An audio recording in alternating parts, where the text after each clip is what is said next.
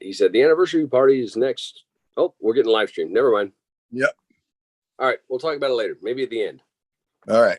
There's some other things to talk about. Right. Is it real? It says it's setting up our meeting for YouTube Live. Fantastico. Yeah. It seems like there's people that do this much easier. This meeting is being live streamed. Right. Okay, we're on. It seems like there's folks that have this figured out much better than we do. And we all try. Aaron, I know your butt trying to figure this all out. Now you're frozen. Yeah. That's because it's. So Maggie's, she said she's waiting for it to come on, and then she's going to post the link. So you're either frozen or you're poetically stoic in your profile. No, I'm frozen and I can't. Why can't I mute? Why can't I mute? You bastard. Mom.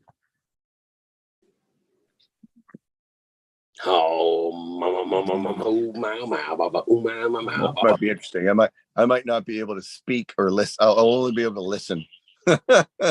Really?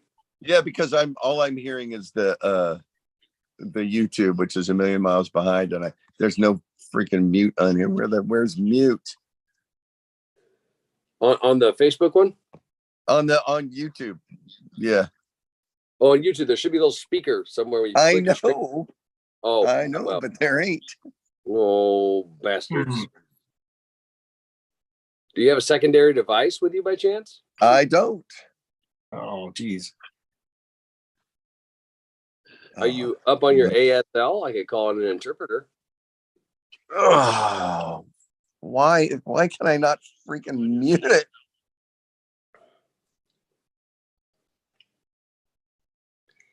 So those of you that will see this later at some point on so you know, this is the usual trials and tribulations of trying to sort out how the hell we stay in touch with everybody.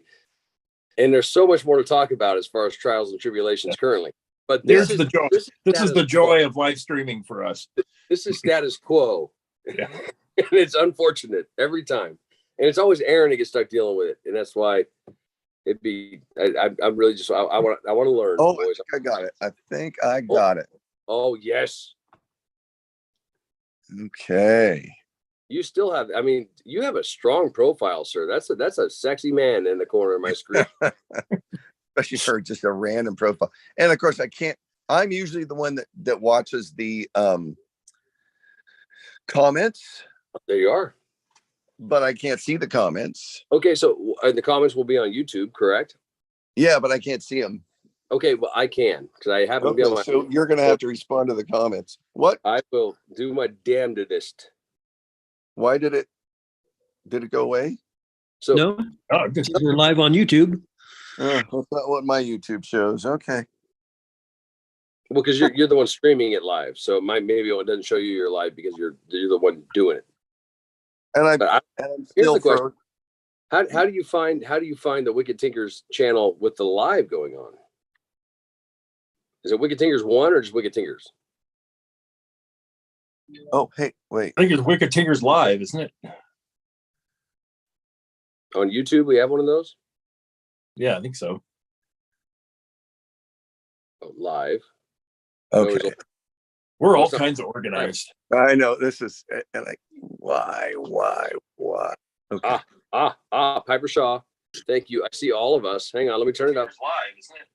I've got it. Okay, but somebody else has got to turn down mute their YouTube. That was just me making sure that I could actually hear it, and it was us right now. So I've got it turned down now. It's on my phone here. I can see it. And if we post it to our Facebook at this point, the questions that do arrive will be on here. Fantastic. And it looks like I'm moving. And but I can't see the YouTube. I can't see anybody. So that's all right. I got nothing to see. There's nothing to see here. Move along. You can't see us? I can't see anything. Oh, well, you know, I just have to hold up my phone so that it is showing me, apparently. That's nice. Doing this, there's no, oh, there we go. Share. Okay. I've got it now. So I if Maggie's ready, she can do it, or I can share it to our Facebook, either one. Somebody, I don't care who. It's crazy. Is Maggie doing the sharesies? Yeah, she said it's slowly opening. Okay, well, go ahead and just share it because I've got it here. It's happening. It's under Piper Shop. It says Wicked Tinkers, thank you. Started 4 minutes ago live. That's the one. That's the one. It's on our page, but that's totally fine. But I'm gonna subscribe to you now. I just subscribed to your Piper. Oh, fantastic. Yeah, I'll shed the word. Yeah, Maggie says she doesn't see anything on here, but All right, well, I'll share it because I've got it here.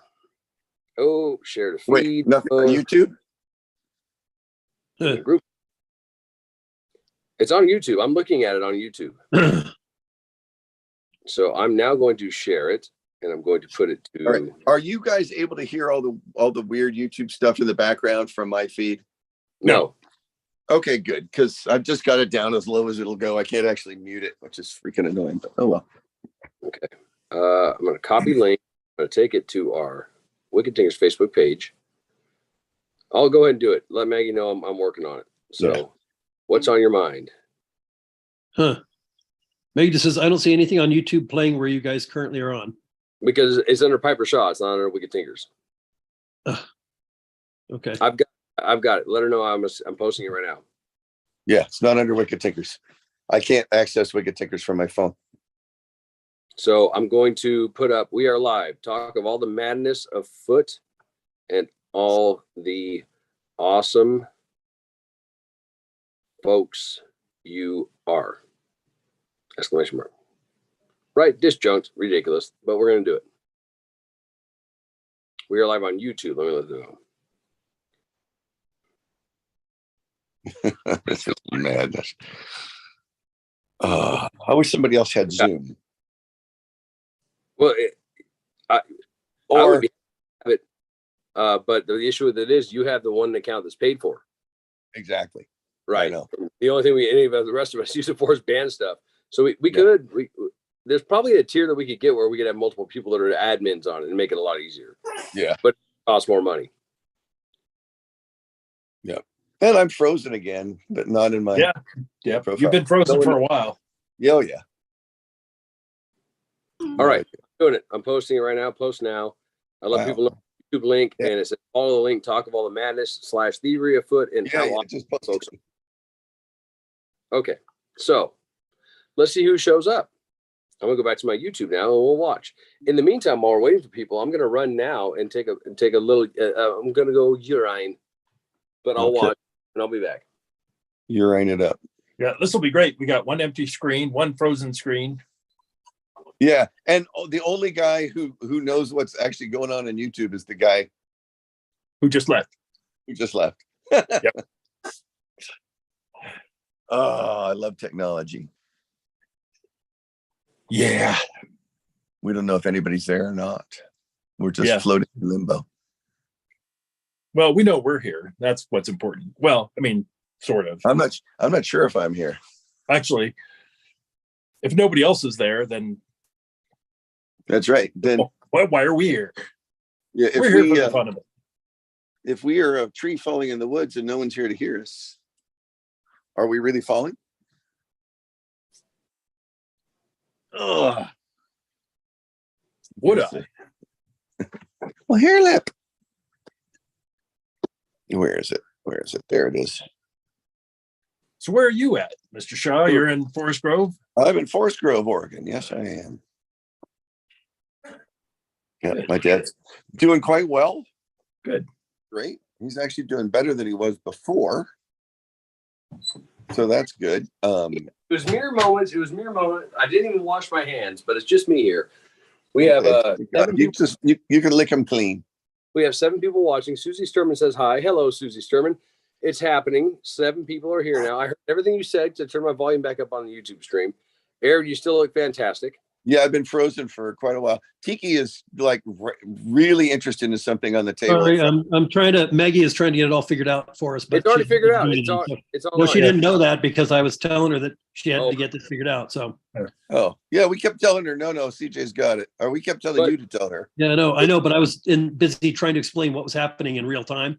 It I was see. happening faster than I could type it. So Here's the deal. If she would like to repost that this is available, that is that's probably good because people are going to expect to see it pop up with a live bubble and all that. So we're going to have to post about it a couple times probably to get people in. 8 people. And there's also the folks that don't have the YouTube app that might be watching, or they have the app, but they don't have a profile. So they're watching on the public version. So yeah, no, it's happening. It's happening. And for the 8 of you that are here, 7 of you, we already lost one. Yeah. We lost one because it's just, it's a pain in the butt, man. Yeah, it's crazy. The easier way to do this, but I guarantee what it was is we had it all figured out, and then they found a way to make money on it, so they made it not easy anymore unless you pay money for it. All right. That would be my summation. That'd be my guess. Well, luckily that is a fantastic picture of me. Wait, let's do the loud cover thing, and I'll try to do it as you got going on there. I've got no idea what you're talking about, but that's okay. Oh, the Wayne stance. The Wayne stance. You know, we try to manage. Well, remember that I can't see anything except for YouTube, which is like 5 minutes behind. So,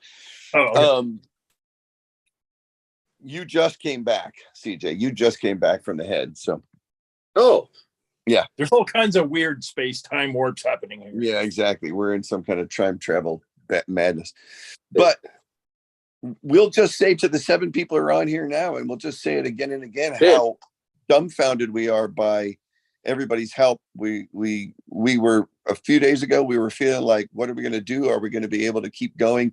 And now we're just working on replacing our stuff and getting going, and just amazed and so grateful and thankful, and looking forward to seeing you guys all so we can say thank you in person.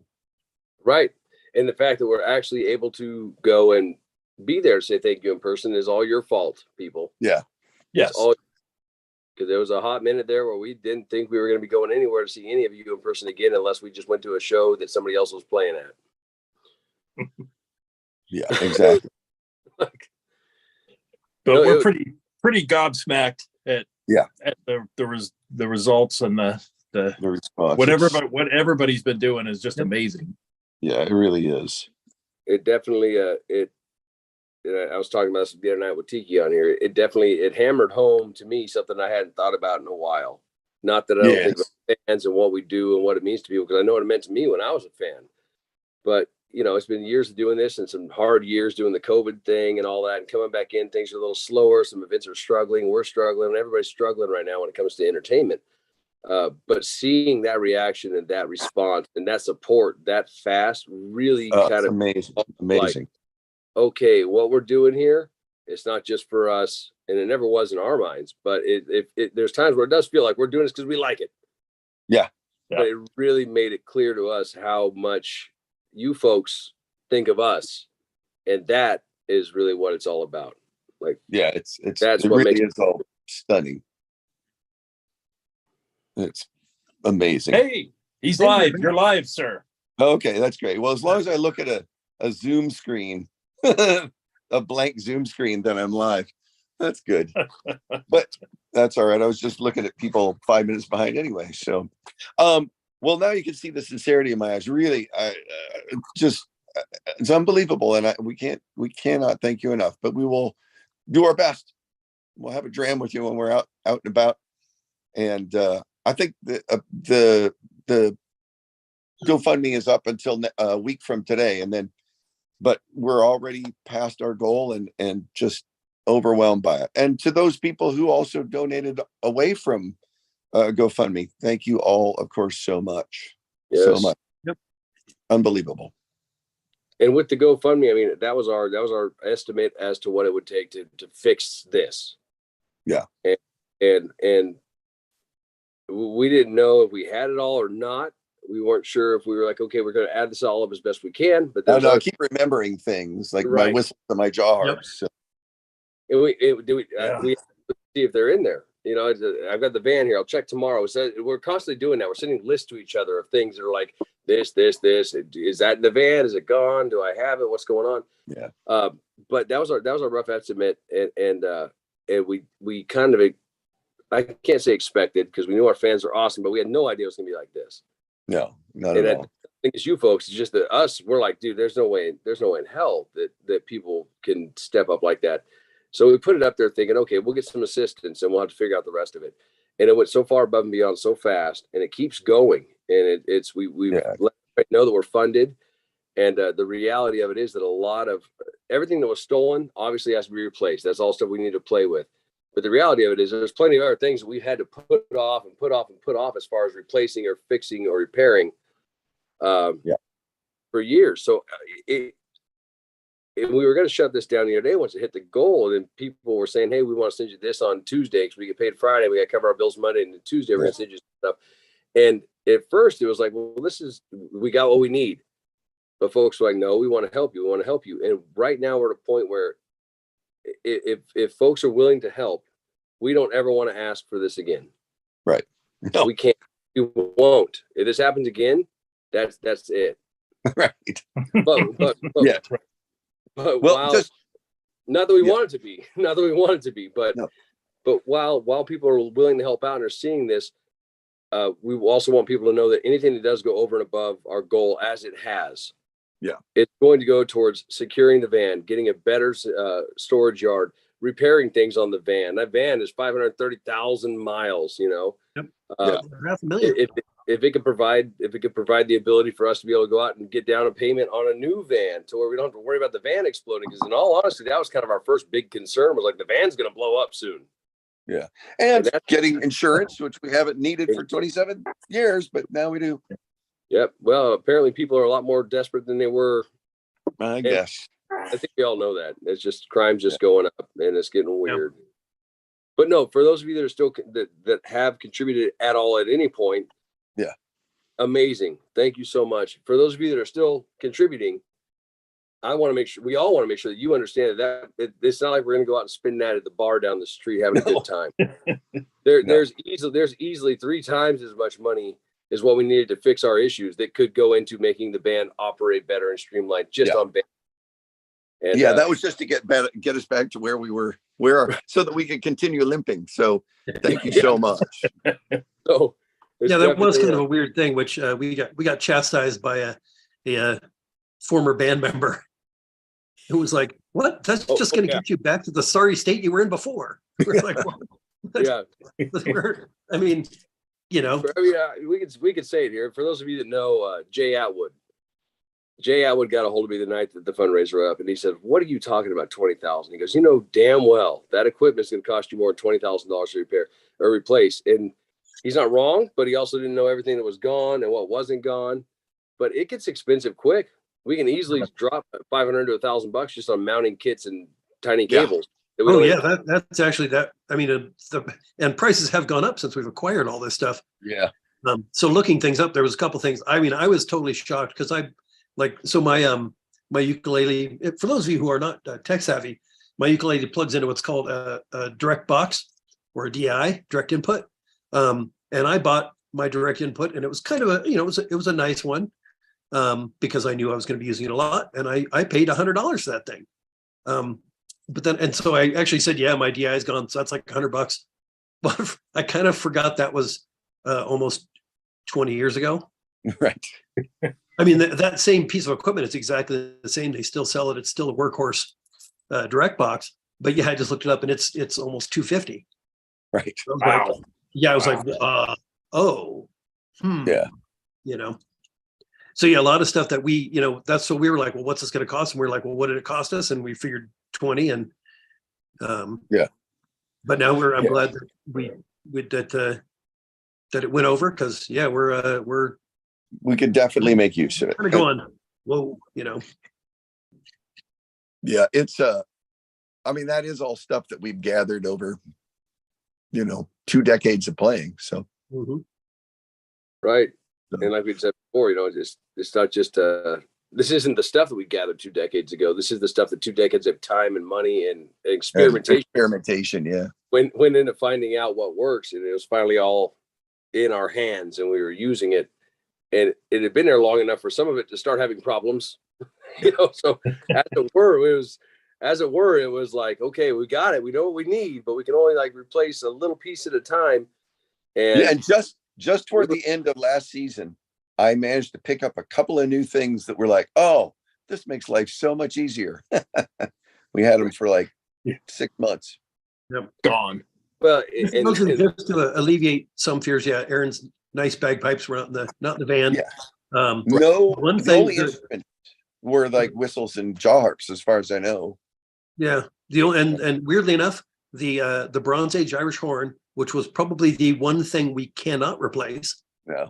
They didn't know what it was, and they didn't take it. So yeah, that was in there. The only two instruments other than the whistles and jaw harps that were in there were Tiki's big drum and the Bronze Age horn, and they didn't take either of those. So, like, grateful for little things like that. What about the horrible horn? To be replaced. So. Oh, the horrible horn. I think Aaron has that as pipe back at home, right? Oh, okay. I'm not sure. I think the horrible horn was in the black box, along with, by the way, I have to tell you, probably the worst news of all. Phil Zeal. Oh. Yeah. All right, well, they're not going to be able to fence that. So no. That's the second Phil we've lost. Yes. Both stolen. Both Phils were stolen. It's the only thing that's been stolen twice. Yep. No. All right, so real quick, we got Angelia Long is here, April James is here, Kim Wilson's here, Susie Sturman's here, 22 other people are here. Folks, we're really sorry we can't get this going on Facebook where it's easy to comment on it. There is a way to comment on YouTube. If you click around a little bit, you might be able to do it if you have a YouTube account of any kind, even the free one. Tuning in, thanks for clicking over. We know it's tough when you're on Facebook and it says, oh, we're live here. Click this, and it takes you somewhere else. Yeah, we were one of these days, maybe we'll get this all sorted out. Yeah, I think it's go live on Facebook and point my camera at the screen. There you go. Good thinking. Oh, I mean, there is that. Turn your camera off. No, wait a minute. Turn your picture off. You have to mute your video. Turn off your video. Otherwise, it'll just be a mirror into madness. Well, especially exactly. It'll be like my goggles I want to make. I might have an investor. Really? Yep. I'm excited about it. The wicked goggles.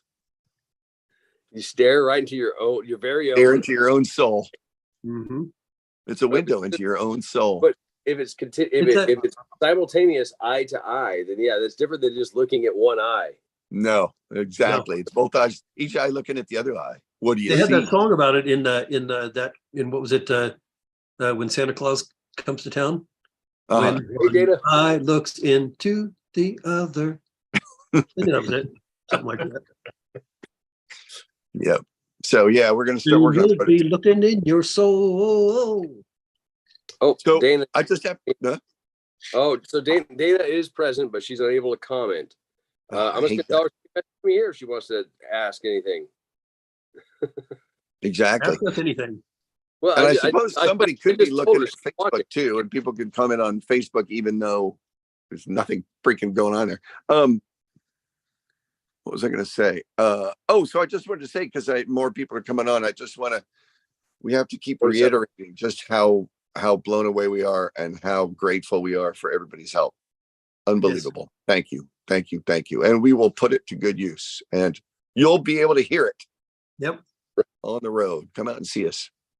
Yeah. No, it happened far faster than we could have ever imagined. It's gone far beyond what we could have ever hoped. No, I just like, well, if we put this number and, I actually said, well, that's what we need. But is this like when you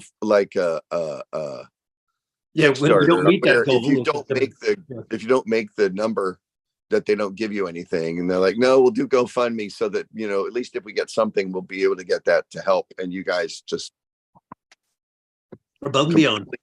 Yeah, it's again unbelievable, and we can't thank you enough. Even when we did the Kickstarter, the folks that helped out with that, if any of you are here, thank you so much. It made the album happen. Yeah. But even that, we were blown away by the speed of it, and it took us 30 days to get to our goal. Yeah, and it took us 18 hours to get to the goal. So the fact that incredible. We couldn't provide anything necessarily aside from existing and surviving and doing what we do.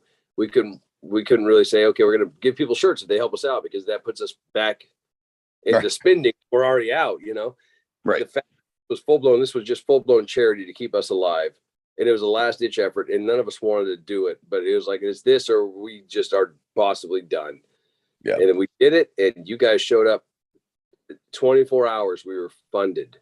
Yeah, amazing. The first 30 days for the exchange of pre-buying our album. Yeah, and getting other treatment and stuff too. Yeah, so. Which, and there's going to be, I mean, that's one of the things that I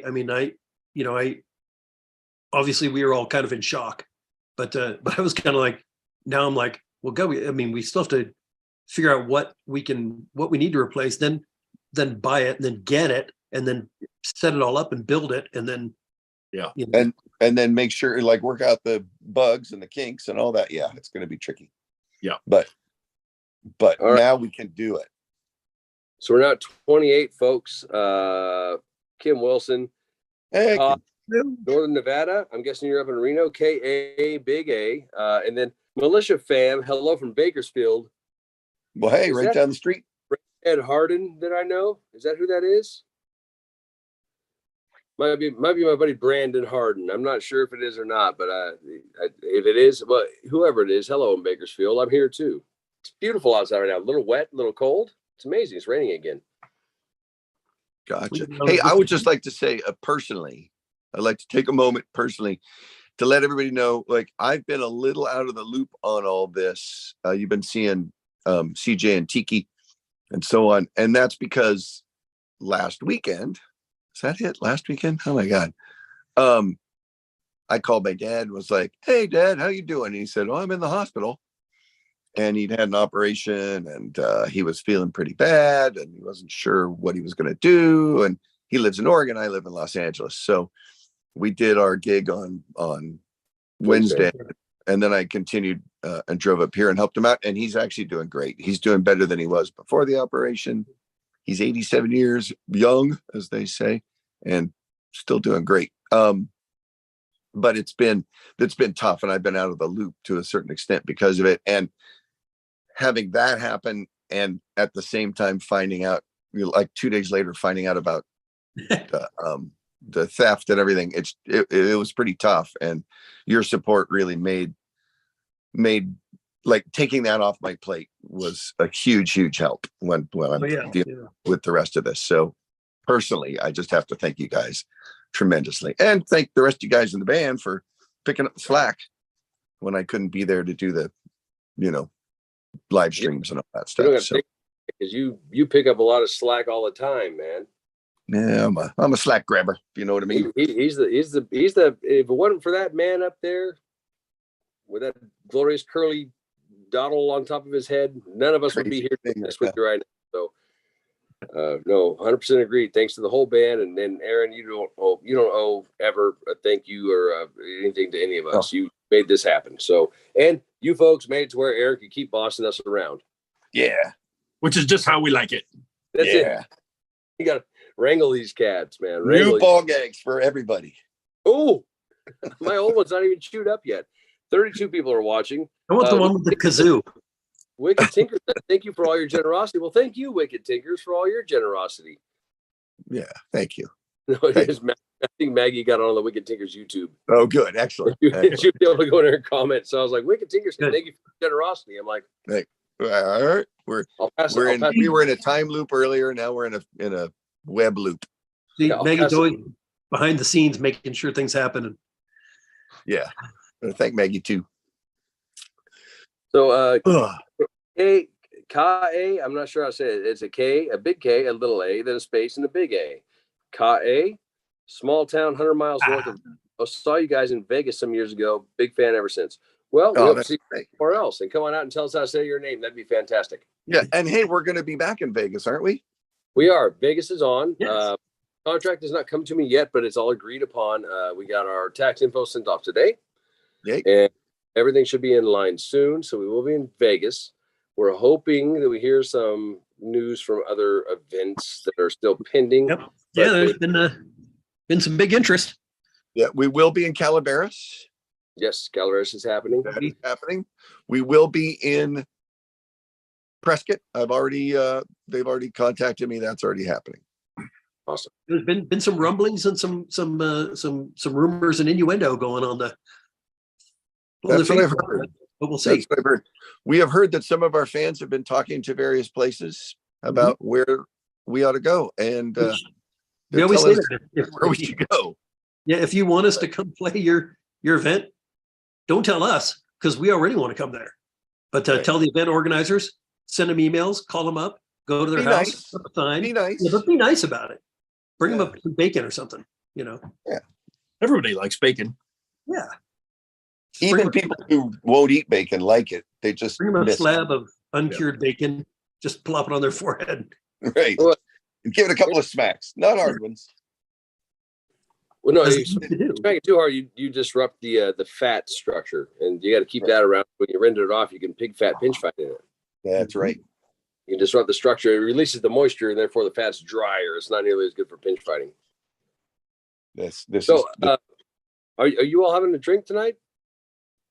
Not me. No, you're up there, Nope. Max's place. No. Yeah. No. I know you are, Tiki. That's my natural habitat. I have the dregs bottle. The full one is still in the other room. I have the I was gonna say, holy cow, man. No, the full one's still out there. I have the dregs bottle, and I grabbed it and. Is that the black label? Yes, sir. Remember, I can't see anything except the thing that says Zoom on YouTube. Done. Oh yeah, right. So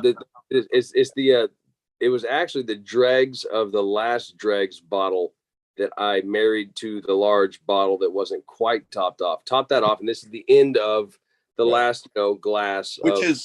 And that's a gift from our friends at the San Jose Police Emerald Society. We're very thankful for that. Yes, it was a fun show, good time, and if it wasn't for that show, we wouldn't know that everything was gone. Right. Exactly. That's what Maggie was saying. Thank God that we did that show, because otherwise we would have found out as we were leaving for Sonora, Calaveras. Yeah. Which, that would have been exciting. Yeah. The Turks drinking because he finished his drink. That's what it was. It's non-booze material. Well, I brought this in to give a little. I didn't expect everybody to be able to, because I know things are different right now as far as locations and whatnot. But I brought this in to do a little cheers to you folks that helped us out, that are still helping us out, stuck with us for all the years, that showed up and showed out so fast and so heavily that you saved. I'm going to say it. It's early in the night and everything. You saved our asses. That's true. You did. And now we get to go and not cancel our season, which is what was kind of a possibility. Because if you see us out there, remember, it's your fault. And it's a brand new donkey. You've done it to yourselves. Mm-hmm. Yep. Petra Krupp, I don't know if you're on there, but I see you commenting on our Facebook. And we're looking forward to seeing you at Calaveras. Yeah, we got Matthew McKillis, Dana Sipes, Kim Wilson, Dana Sipes, Brain Dead Hard On, Angela Long, K.A., Wicked Tinkers. There's other Susie Sturman. There's folks in April James. There's folks in here commenting. Nice. April James said, "Hi, y'all had to switch up my TV. Had to switch it up to my TV." So right. that is not sure what that is, Aaron, but it's big and pink. It's right in the picture. Your thumb's on your camera there, sir. Oh God, I hate that. Yeah, it was his thumb. It's just like it's my thumb. Yeah. But yeah, that's a positive of doing it on YouTube, is that people can put it on their TV and see us really big, which I don't. It's positive if they like that, but I wouldn't consider that I don't even like seeing myself really big. She says, "We love you guys. You're funny and great musicians. I missed you during COVID for sure. 2 years was way too long." Well, April James, we have to agree with that. It was too damn long, and we're going to fix it. We almost couldn't fix it, and now we can. So this year is going to end. Yes, indeed. 2-year waiting crap. Hey, excellent. I'm glad you're watching on YouTube. Thank you, Tam. NorCal Birdie, greetings from San Jose. Thank you for being live. Good to see you all. Good to see you and your name here. I'm not sure who NorCal Birdie is, but we like you. That's the hard part, is a lot of these folks will probably have YouTube names, monikers that are not what we know them as on Facebook. Yeah, so we'd say, "Oh my God, it's blah blah blah." Yeah, right. Yeah, so we're actually watching a thing the other night about people who apparently there's a trail that you can hike. Yeah, that goes from Mexico to Alaska, or thereabouts. Yes, I've heard. Interesting. And Yeah, it's called Hey, the let's- Mississippi Trail. yeah, it's but I'm like, who walks that far? I'm like, I don't even want to go to the bathroom half the time, But no, so but the reason I say that is because apparently people who do that hiking business have what they call trail names. Oh, okay. So it's like a stage name, only it's when you're hiking. That's you're like, hey, I'm Willow Stick. It's like, oh, I'm Bird Feather. And it's like people got all kinds of weird. It's like their handle when they're hiking. And that's Look at that. You remember meeting Brian, my roommate, when we were in Flagstaff last year? He showed up in like the crazy neon bike shorts and all that. Bilbo. Oh Yeah. yeah. So his name is Brian Bilbo. He's already got the best nickname in the world for a guy that likes to go out and adventure around. Fucking Bilbo's Right. going on an adventure, right? Yes. His trail name, Nasty Noodle. What? reason What does this happened go with Bilbo, for God's sake? that was the theme of my prom. So there's a tale, and I'm gonna tell it. And I hope he's watching or he sees this at some point, because he's probably gonna be like, dude, you can't be going out there telling a story like that, bro. But I guess he was a really big fan of the cup of noodles and the ramen, right? Sure. So for breakfast, he'd do himself up some, and lunch, dinner, whatever. And he'd met some folks on the Appalachian Trail when he was hiking out there. He did the whole damn thing. Wow. Right before COVID started, he started. So they tried to shut it down like 300, 400 miles in. He was hiking, and they were like, yeah, the towns are all shut down. You got to go home. And he's like, right. I ain't here for the towns. So he basically missed the first year of COVID. He was on the Appalachian Trail, Good thinking. just out there in the middle of nowhere. So, but he met people on the trail, and they were like, why are you eating that? There's Cliff Bars, there's all the protein shakes, and this and that. He's like, they're great, dude. These noodles are great. Then he just plowed down a bowl of them and got to hiking. And they were all hiking together. I don't know if they just met or recently met or what the deal was, but then suddenly the noodles decided to pay him a second visit going in the other direction. Oh, no. And the guy in front of him was like, that's just nasty. Yeah. So he became Nasty Noodle. He went from being Bilbo of all names, as an adventuring soul. He went from Bilbo to Nasty Noodle. It's almost as suggestive and strange as the donkey. It's true. Remember, it's that whole thing. You can't pick your own nickname. You can't. Thankfully. It's like the whole thing of what is it? Well, he's the butcher, so they call him Tom the Butcher, and he's the blacksmith, so they call you Tom the Blacksmith, and he's the guy that once shot the eye out of a gnat at 300 yards, so they call him Sure Shot. But you are one goat, and So Tam, I heard it was more than one, but we'll go with that, I guess. Right, but you get the nickname after the first one. You don't have to double up or Stick with it. So real quick, not to interrupt, but I just want to make sure I recognize people that did click over and join us here. Yeah. We got Jennifer Hayes. She said, I've only just heard of you and look forward to hearing you play. Well, Jennifer Hayes, we have only just heard of you, and we look forward to you lamenting at coming to see us play. Yeah, and going, what the hell was that all about? What was You only have yourself to blame. Well, and us. You can blame us too. But Jennifer, if you do show up to a show, if you're interested in where we are playing, if you don't already know since you just heard of us, you can go to wickedtinkers.com, and our schedule's up there. If you do make it to a show, you please make sure to come by the booth and say hello. And Yeah, let us know absolutely. Jennifer Hayes that had never heard of us, but you wanted to come and see us play. And we'd be happy to say hello. And Your honest opinion. Yeah. So I appreciate. And Tam messaged us on Facebook, and he was asking if we've been contacted by the Woodland people. And the problem is that the Woodland games are not happening unless something new has happened that I have not heard about. Well, there is. So heard a lot of rumors. Heard a lot of rumors about a lot of things. But apparently there is some sort of remaining infrastructure because they every year post that the games are not happening. Right. So I'm guessing there's somebody who's hanging on to that. Because the games, well, not officially, but the games pretty much shut down in 2019, 2020. Yeah. The first year of the COVID. Yeah, that's right. And there's been a lot of rumors that the society disbanded or that the club disbanded, like a lot of different things. And but they are active enough on Facebook that they every year say they're not doing the games. So Gotcha. From what, and I think That does seem to be the minimal amount of active that. yeah, I know. You But what I could mean be- is there's some, believe me, It's not just there a are some zombie. websites out there that are like, can't wait to see you all in 2017, Right. Oh, right. So if I I feel bad because it's gotten to the point now where it's been so long this has been going on. I'm not sure what is out of line to say about it or not. But I feel like at this point it's probably fair to say, 'cause I believe I heard somebody else say this. It's not that they disbanded or canceled the games because they didn't want to have it. The lady that was the main head up in charge of the event that had been running it for several years moved. And when she moved, the gal that was there when Coxon showed up, that we were talking with, I can't remember her name, older gal, super sweet. Angie. It might have been Angie. And from what I understand, what I've been told, she moved, and I think several other members at a similar time had moved, and this was when the exodus of California was happening and right before COVID. So I think what happened was that it got put on pause because of COVID, obviously, but then folks had moved out and they haven't restructured what remains or found somebody that's willing to take over the helm of games going. So anybody in the greater Sacramento area who wants to get it going again, get involved. Yeah, Tara, Pete, Patrick, come on. Yep. Step. Yeah, we'd love to play there again if they were doing it. So yeah. And I think, it was. There was nothing malicious or bad about it. I think it was just a matter of everything happened at once. The world got weird. People had moved, and there just wasn't time to reform.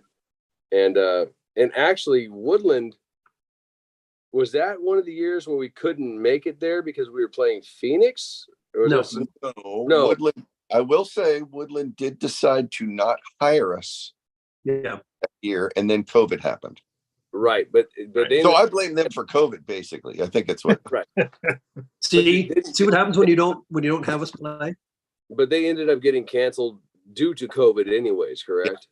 Yeah. Yes. So we were like, "What? We're not playing," and then we weren't playing anywhere. So yeah, it all became. It could have been one of those things where the Yellow Fairgrounds didn't have the act of God clause, and they're like, "You still owe us for the fairgrounds, even though everything's canceled." We don't know what happened with it, but they always treated us right. Oh yeah. And so there might be some inner workings we're not aware of. But the last I heard was that there were several people that had moved away, and the society had kind of taken a pause, and then COVID was on, and they still seem hopeful. At the same time, I was not bitching, but I was griping about this on the way up north. I'm like, well, it's like the second year now. I'm like, why don't they just say, hey, we are no longer doing the games until further notice? Because every year we get people that are like, hey, they canceled it. Oh, they canceled it. And we're like, well, we already knew it wasn't going to happen, but now, and man, if we were closer, it's same with Bakersfield. Any Bakersfield folks watching, I would love to get a hold of Bakersfield and get back into the society, but I can't seem to find out when the meetings are. I think all of us would be happy to be involved in our local chapters. Maggie and Tiki are with the Salt Lake City games. I know Turks talks to folks at Monterey and Ben Lomond and not there. And Aaron's working with pipe bands all the time. But pretty much my only immediate personal one is the Bakersfield games. And it'd be great to be involved in these things because regardless of whether or not they have us out, we want to see them go on, Yeah, and we do know a thing or two about games after all these years. Yeah. We can help people. And once again, if you want us to play, don't tell us. Tell your local games. Tell the games that you want us to play at to hire us, and we'll do our darndest to if we can. There's also, sadly, and I don't know why, but there's like every weekend there's like 4 games in the season.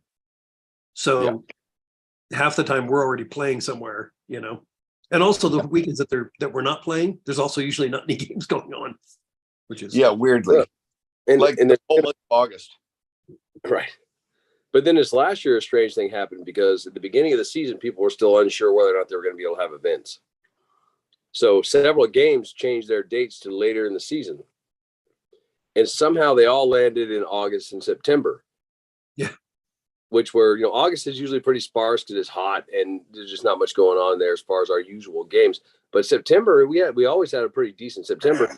And all of a sudden, there was this overlap of all these events. So we're like, we're doing this week and this week and this. And so we were like, well, that's awesome that you're going to do it. But at the same time, there's only one of each of us, and all of us have to have our one part of us that we have available together to do what we do.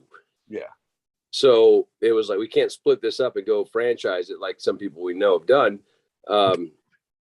But at the same time, it was like, this great that the games are going on. But we're like, oh, I hope they move back to their regular dates. Yeah.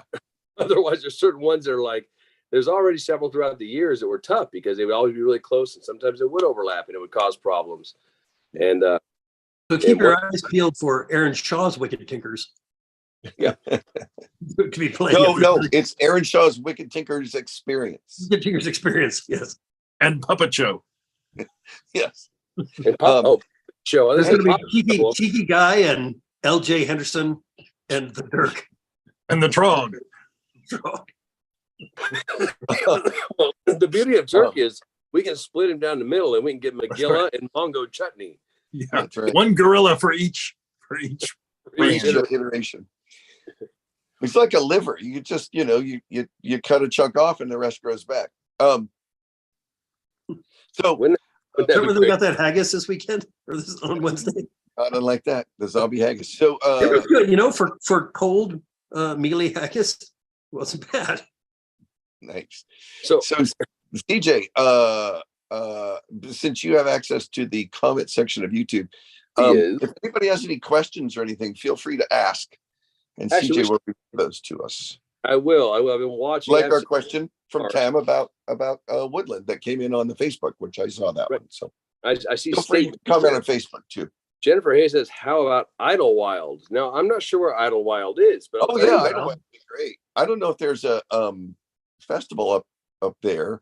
I went to this bagpipe summer school up there 2 years though. They had the summer school. Yeah, that was back when I was going as a student.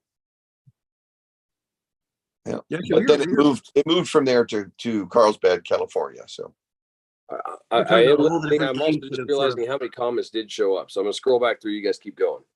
Okay. Maggie and I were talking about all the games that have sort of come and gone over the years, and just because I was thinking, I was like, I have memories of like certain games that I can't even remember what or where they were. Right. Because I was before I was even on the road, I used to come out. Aaron would say, "Hey, we're playing at this place if you're off," and I would get in my car and drive out to wherever it was, and we'd hang out for the weekend and drink whiskey. I was thinking of it because on the way up here, I drove through Livermore. Yeah. Yeah, that was the games we used to play that don't exist anymore. That was the first one I ever played. Yeah. Livermore. That was the first games I ever played, and you scared the shit out of me. He took me on stage with a looper pedal, and he said, "Okay, hit this button once, it starts recording. Hit this button again, it stops recording. Hit this one on the right, it stops the last loop. You hold it down, deletes everything. Now you're not going to screw up, are you? Now go." And he walked away, and I was like, yeah. Now, which was the? I mean, you broke fun.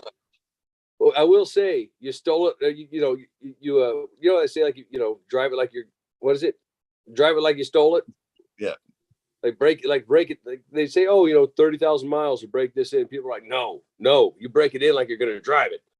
That's pretty much what you did. You were like, all right, you're going to screw up, are you? Good luck, kid. Bye.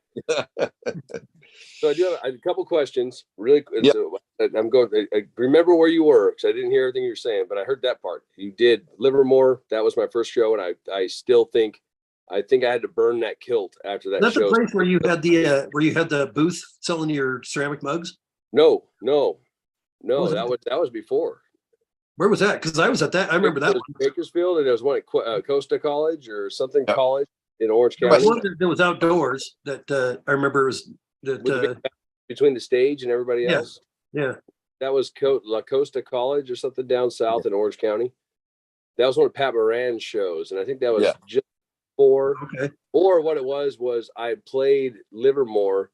I played Livermore and then Costa Mesa when Jay was out. He wasn't able to be there.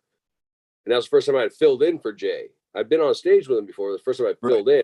And then because I remember you were on stage at Costa Mesa. Yeah, but then Jay came back as well. Like I think there's a few shows where I filled in for him completely. Right. A couple of those, but then he was still in the band, and then we would kind of like with me and Warren. Yeah, it was kind of a. Yeah. Which that explains because I was trying to figure out because I was going. I remember time on the road when I was doing sound, but Jay was there. But then I was like, but CJ joined, like trying to figure out like the logistics. But that would make sense because if it was kind of like how Warren and me were, where some games he played, some I played, that would make sense if some CJ was playing and some Jay was playing. That you know, I think it was Livermore and Costa Mesa were the only two I'd done that with. It was early on when Jay was still figuring out where he was doing with Cirque du Soleil and Phantom of the Opera and all that. Yeah, and the Lion King. Yeah, and I covered Livermore and Costa Mesa. And I just remember your booth, your ugly drunken shite booth, and you would run back. You were running back and forth, like playing on stage, and then going over to that booth, and then coming over to the other booth, and that may well have been. I was doing merch at that time. That may well have been after I'd played Livermore at least, but Jay was there, so he was covering that show, and I was jumping up and playing with him. But really quick, again, remember where you are. So Jennifer Hayes was asking about Idlewild. Says nice at Isomata. Yes, it was at well, actually, it was at Isomata. Yeah. And then the other question that I have here is very, very important. Yeah. And it comes from somebody that's very, very important to us, especially currently. It's from a man named Wesley Quattlebaum. Oh, yes, Wesley. And he says, how big is too big? That's a good question. Anything more than big enough is probably too big. His vegetae leaves it open to interpretation, you know? Well, if it's double half, then what's if that? it's at least two halves. Yeah, if you go to big enough and double that, that's too big. Yeah. So, Matthew McIllis, it was Livermore, California is where that was. It's no longer going on, that event. It still exists. Did they get absorbed into Pleasanton, basically? Well, no, Livermore and Pleasanton were separate. They were different events. Yeah. But I for some reason thought the societies like joined up for some reason, but the Livermore people were offshoots from Pleasanton. Oh, okay. We're trying to do things like, we're going to do things the way we think they should be because Pleasanton's got problems. And they did. It was a good games for a few years, but I think it was just too much.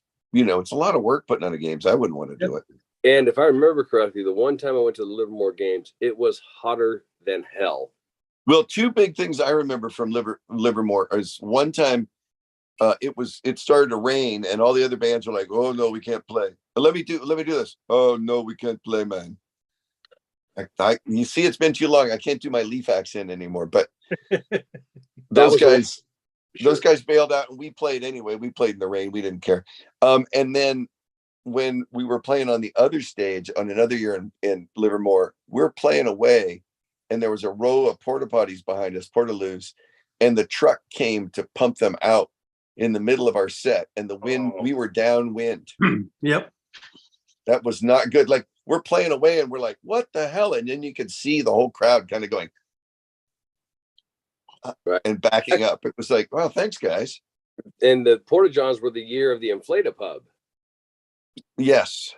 Okay, so I did do Livermore twice, and the first time I was doing merchandise and Jay was still there, and that's when it rained like crazy, and we were holding the tent down, and Leaf and all them were like, oh, we're not playing anymore, and you guys went up there and did it anyway. Yeah. Then the next year was when I played there, so I have been there twice, because I remember the Porta Johns, and I remember the rain. Gotcha. But the pub was open. I remember that. The pub was up. Yeah, I think that was the first time I'd seen the Inflata Pub. Yeah, I remember there was a big thing. We were like, "Holy crap!" And we've seen it like what, once or twice maybe since then. Wasn't that at? Didn't they have one at Williams? They had one at Williams. Williams, yeah. Yeah, seen them a few places. That's right. Yeah, but it seemed like it was. We saw it. We were like, "Oh, this is going to be awesome," because they had a bar inside there. Actually, it was like a pub. Yeah, and this is going to be great. And then didn't see him for years. Yeah, I know. I don't know. I missed the Inflata Pub. Yeah. Yeah, you can go in there and bang your head on the wall and it's fine. That's right. You can get crazy and you'll be fine. It's like a a jumper for adults. All the Harvey wall bangers you could ever want. You know what that's what's missing in the Inflata Pub. It should have the bouncy floor. Yeah. And just make it just going full on bouncy pub. Yeah, they should. I dislocated over drunk in a with bounce sippy house, cups. which probably is not. That's probably not a good. That's probably not a good, push for them to have bouncy pubs, because I did once get really drunk in a bounce house, and my shoulder was already dislocated. I just threw it out of place again in a bounce house when I was drunk. Threw up into the air pump. You know what? The way I would see the bounce pub working would be like every half an hour they would say, ladies and gentlemen, please step aside, and they would just like sluice out the pub. Right. And then you can go back to your drink. Just because for all the spilled beer all over the floor of the bounce pub. I think it would be better to get one of the circus ride. Was it the Roundup?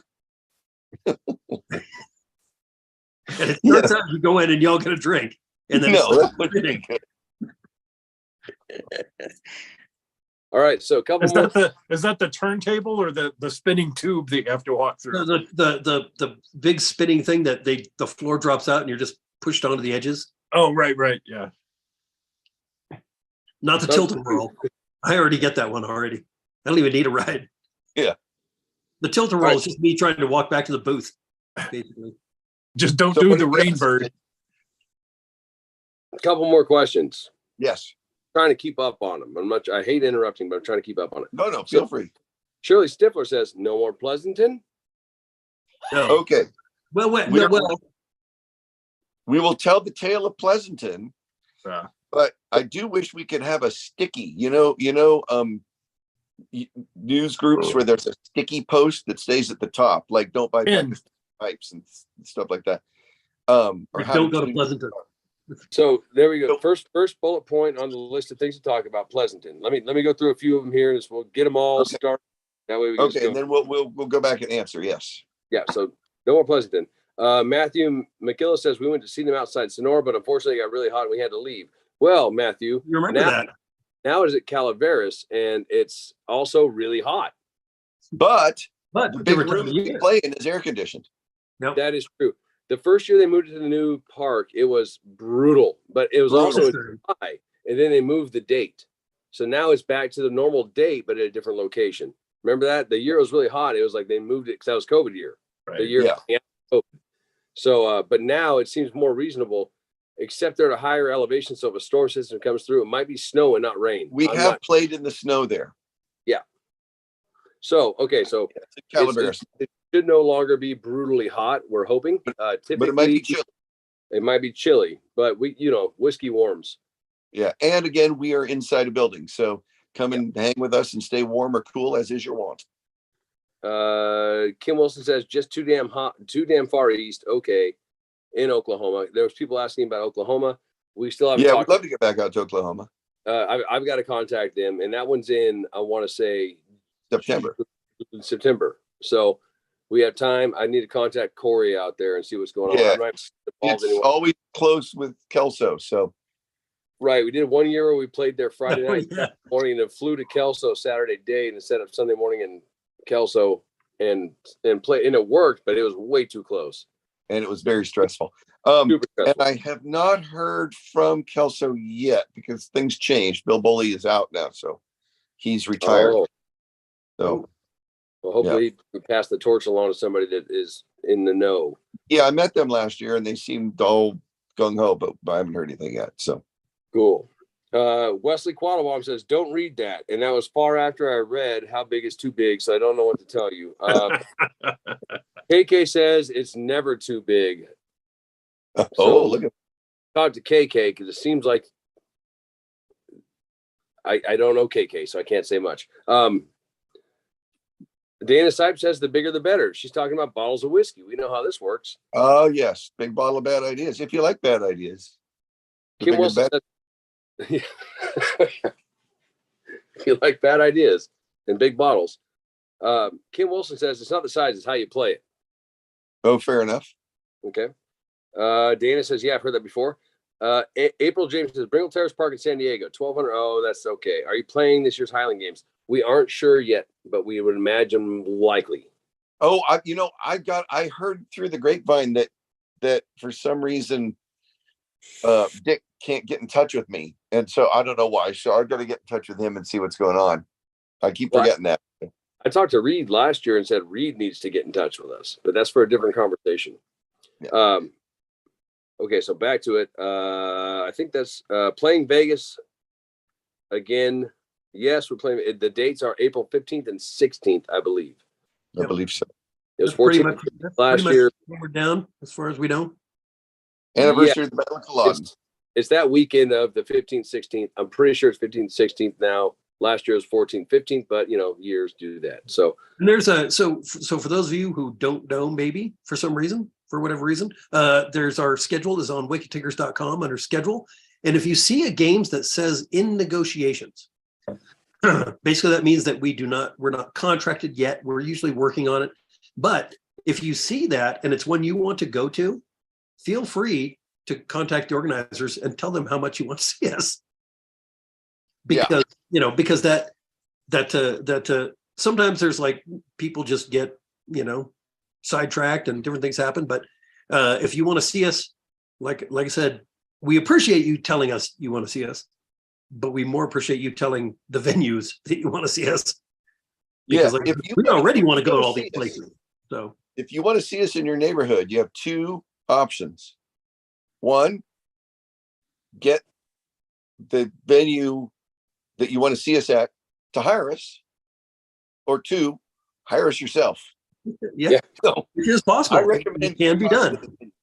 It can and has been done many a time. It has been done. Yes, it has. Okay, so Pleasanton. yes, Oh, yeah. No. Okay, so here's the deal with Pleasanton. Pleasanton, we were told for many years, doesn't pay any of the bands. They pay the pipe bands travel money and prize money. They pay the host band. They pay the band that they fly over from overseas. We have also understood since that they also pay some of the other music bands, but not the Celtic rock bands, which we are a Celtic rock band, aside from the fact that we have no rock and roll instruments. Yeah. But they don't pay us, and we can't afford to take time away. I can't afford to take time away from my family on Labor Day weekend to go play for free. I can't do it. It's not even for free. It's the fact that it costs us. Yeah. I mean, it costs us a lot of money. We have to get up there and hotels and food and. Well, they do give us hotels. They will give us hotels, but 2 rooms last time, I believe. Yeah. Tiki's got to come from Utah. Yeah. TJ's got to come from Bakersfield. I got to come from Los Angeles. Turk only has to come from Santa Cruz, but that's still easy for me. Yeah, easy. Still an hour plus. Yeah. And then we got to feed ourselves. Beers are $12 each or $15 or some ridiculous thing. They do get us hotel rooms, but we're playing for free, and I just can't do it. And I have a family that is like, wait, you're going away from us on Labor Day weekend for fun? Like, yeah, it's kind of a hard sell. Right. And part of the thing, we understand certain aspects of the idea of, bands don't need to be paid. We don't understand it because it makes sense, but I understand how somebody's running an event is going like, oh, you play in a band? That's great. You're guys that hang out and play in a garage on the weekends and they have real jobs other than this. And there's plenty of those bands out there and they're great. That's great. That's awesome. But the reality of it is those folks are the ones that are willing to go out there and lose money to go out and hang out with their friends for a weekend and play shows. We have all decided that this is our career. Right. So that'd be like being a lawyer that does nothing but pro bono work. And that's like when people tell me that, I always want to ask them what they do and then see if they'll come to my house for gas money to copper pipe it. Yeah. Right. And there's a lot of these shows where they're like, it's. Well, and the fact that it's like we can't have this is that people are like, once again, it's like there's a lot of musicians who will play for exposure because this is their weekend thing, that they're just having fun. And yeah, we did that for years ourselves. I mean, different bands and stuff. We played whatever show we could play just because we loved playing. But the fact when you're in your 20s. Well, no, but even so, it's like, but since we can't have real job, I hate saying real jobs, but since we can't have real jobs, because nobody's going to be like, oh yeah, you go ahead and work for me and you can have every other week off. Right. Oh, Thursday through Tuesday, last minute, you need off, no problem. Yeah. So, it's like, so we because of what we do, we really can't work. And so this is what we do for work. And so, no, we're not going to play for exposure. We can't afford to just do it for fun. And remember what they say about exposure. You can die from exposure. Yeah. You can also get arrested for it. That's true. I went to the hot dog stand and said, how much are the hot dogs? And they said $6. And I said, how about some exposure? Anyway. Well, the reality is what we do isn't cheap. And what we have to, Hey, let me say this about it not being cheap. I don't know that anybody really thought about or realized before this whole thing that happened that brought us all together, that our sound equipment, not our instruments, but the thing that makes it possible for you all to hear our instruments, costs $20,000. Yeah. Right. And it doesn't last forever. You don't buy it. We've been replacing it every year. We replace a component. So it's, it's like, as things die, we nurse them along until we can't anymore, and then we break down and replace them. Yeah, put it on a credit card and try to pay for it before it stacks up on us. But I mean, you look at Aaron. You've been doing this have you been playing pipes for 48 years? Is it now? You said something like that. Yeah, I don't know. I mean, think of the 40, amount of bagpipes, the amount of traveling, the contests, the outfits, all the stuff he's done. It's like woodworking, doing woodworking. And people are like, oh, I just want a handle on this knife. And I'm like, well, that's great. And they're like, well, you got $20, right? I'm like, I can't tell you how many countless thousands of dollars of tools and how many years of learning how to actually do this stuff right as far as working with wood goes. Yeah. And everyone's seen it by now, but it's just so true and people don't think about it. So and it's understandable they don't think about it because most people that book us aren't musicians.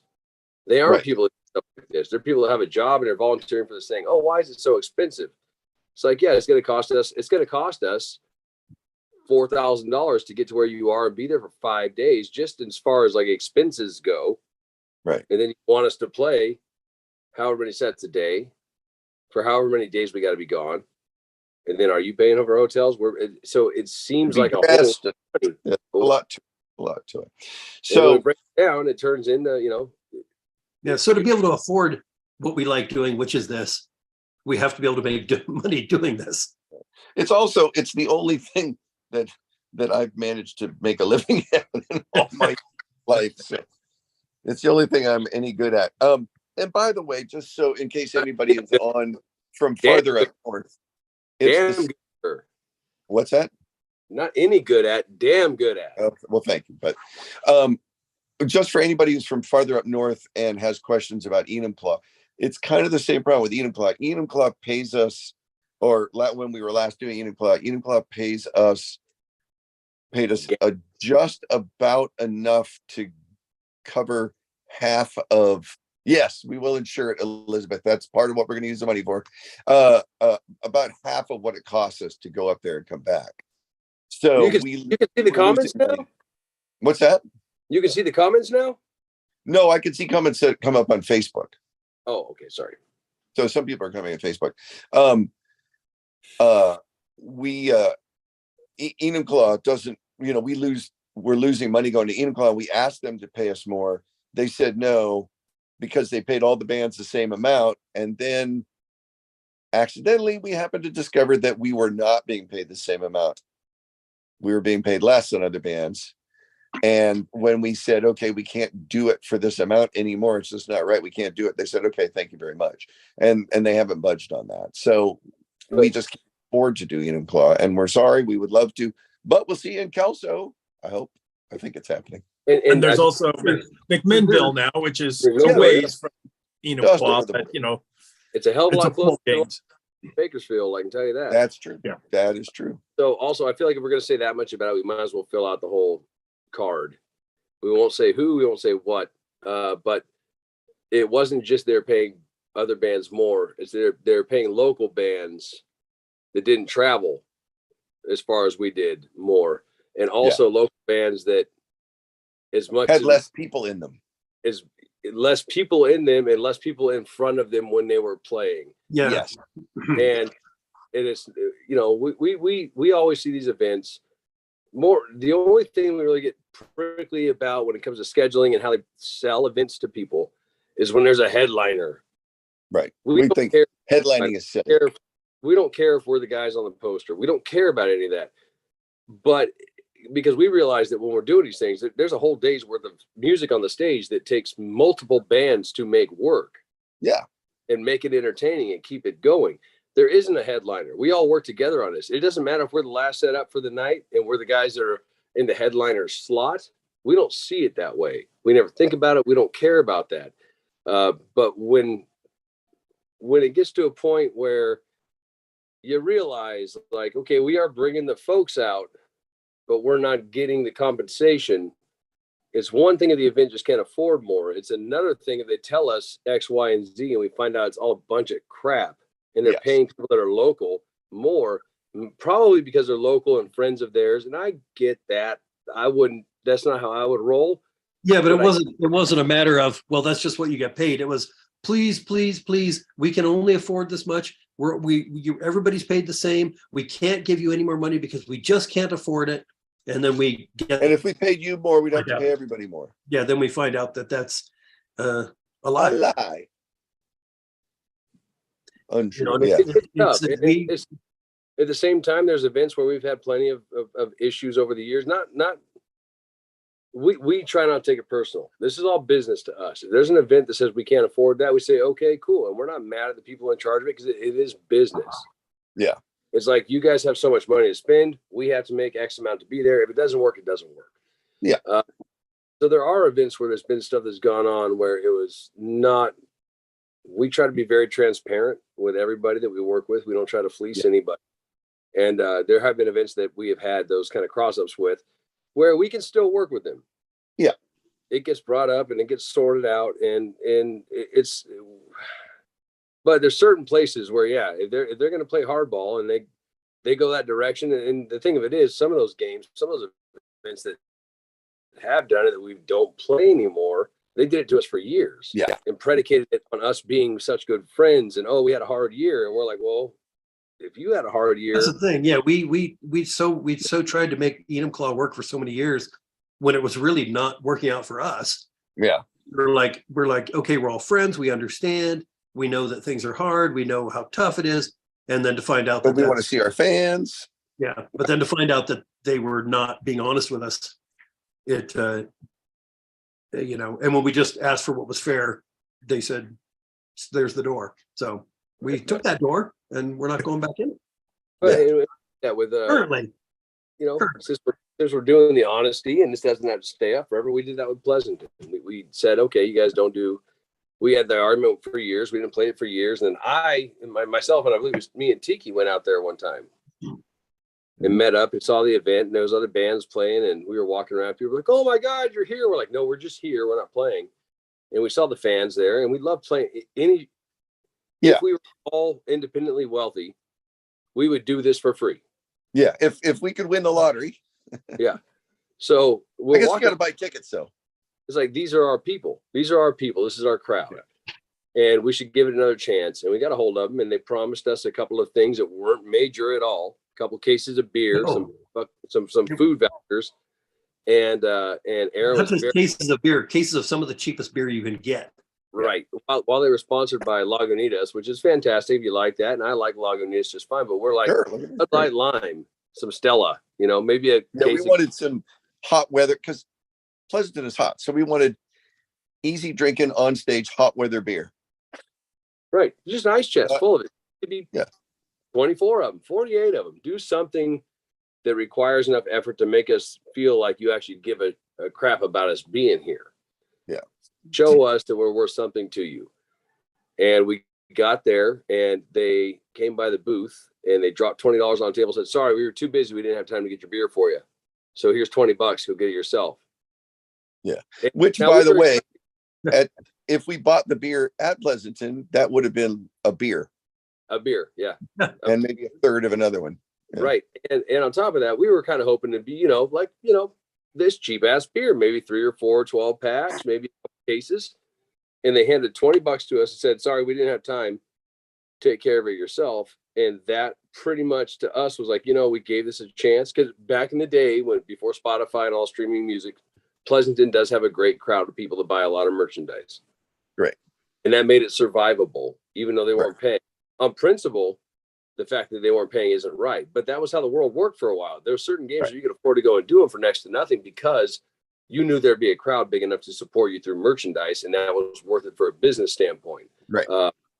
But that all went away, and they didn't change their ways. So we were like, well, at least buy us enough beer to last us a day. A day? Like, we'll pick up the stuff for Sunday if we need it. But well, actually, that wasn't even, as I remember, we didn't even say it. We just said, can we get beer tickets? Because we can't really be paying $12 for a 7-ounce beer. Right. But then and they said, oh no, we'll take care of you. What do you want? And we said, well, we're pretty easy to please. How about Bud Light Lime and, if you can't buy Stella, and they said, yeah, no problem. And then, then showed up and gave us $20 and said, here, buy your own beer. Was like, yeah. So it just, and that was, and Aaron was hesitant. That was when I was doing the man. I was not surprised by that. Yeah. Yes, but I wasn't. Oh, and then there were cases of Bud Light Lime in the pipe band tent. Yeah. Yeah. Sunday, when it closed on Sunday, we saw them having cases of beer moving out from places that they were stowed away, which is exactly what we asked for. Yeah. And Aaron was very hesitant, and I understood that. And at that point, that was probably 8 years ago, I want to say. Could be, yeah. Probably about 8 years ago. And that was back when I was just full blown like, okay, yeah, like the guys were in charge, but then I was running some management stuff. It was right after Warren had left, and I was kind of handling negotiations and whatnot.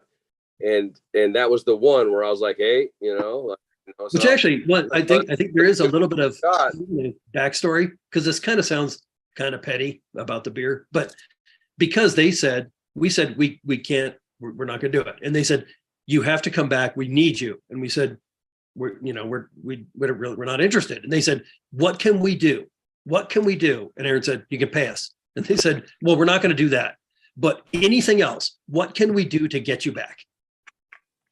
They said, and so we were just like, tell us, what can you do? And what can we do? And we said, well, okay. Couldn't have made it easier. It was like, it wasn't a fact that we said, well, we demand beer, or and it's like, they came to us saying, please, what would it take to get you back?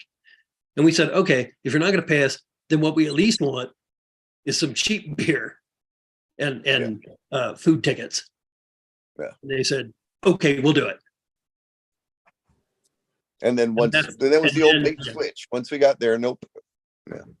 And so it was like I said, I always feel like it's kind of like people are like, wow, you guys demand a lot of beer. And it's like, no, we weren't actually, they said, what will it take?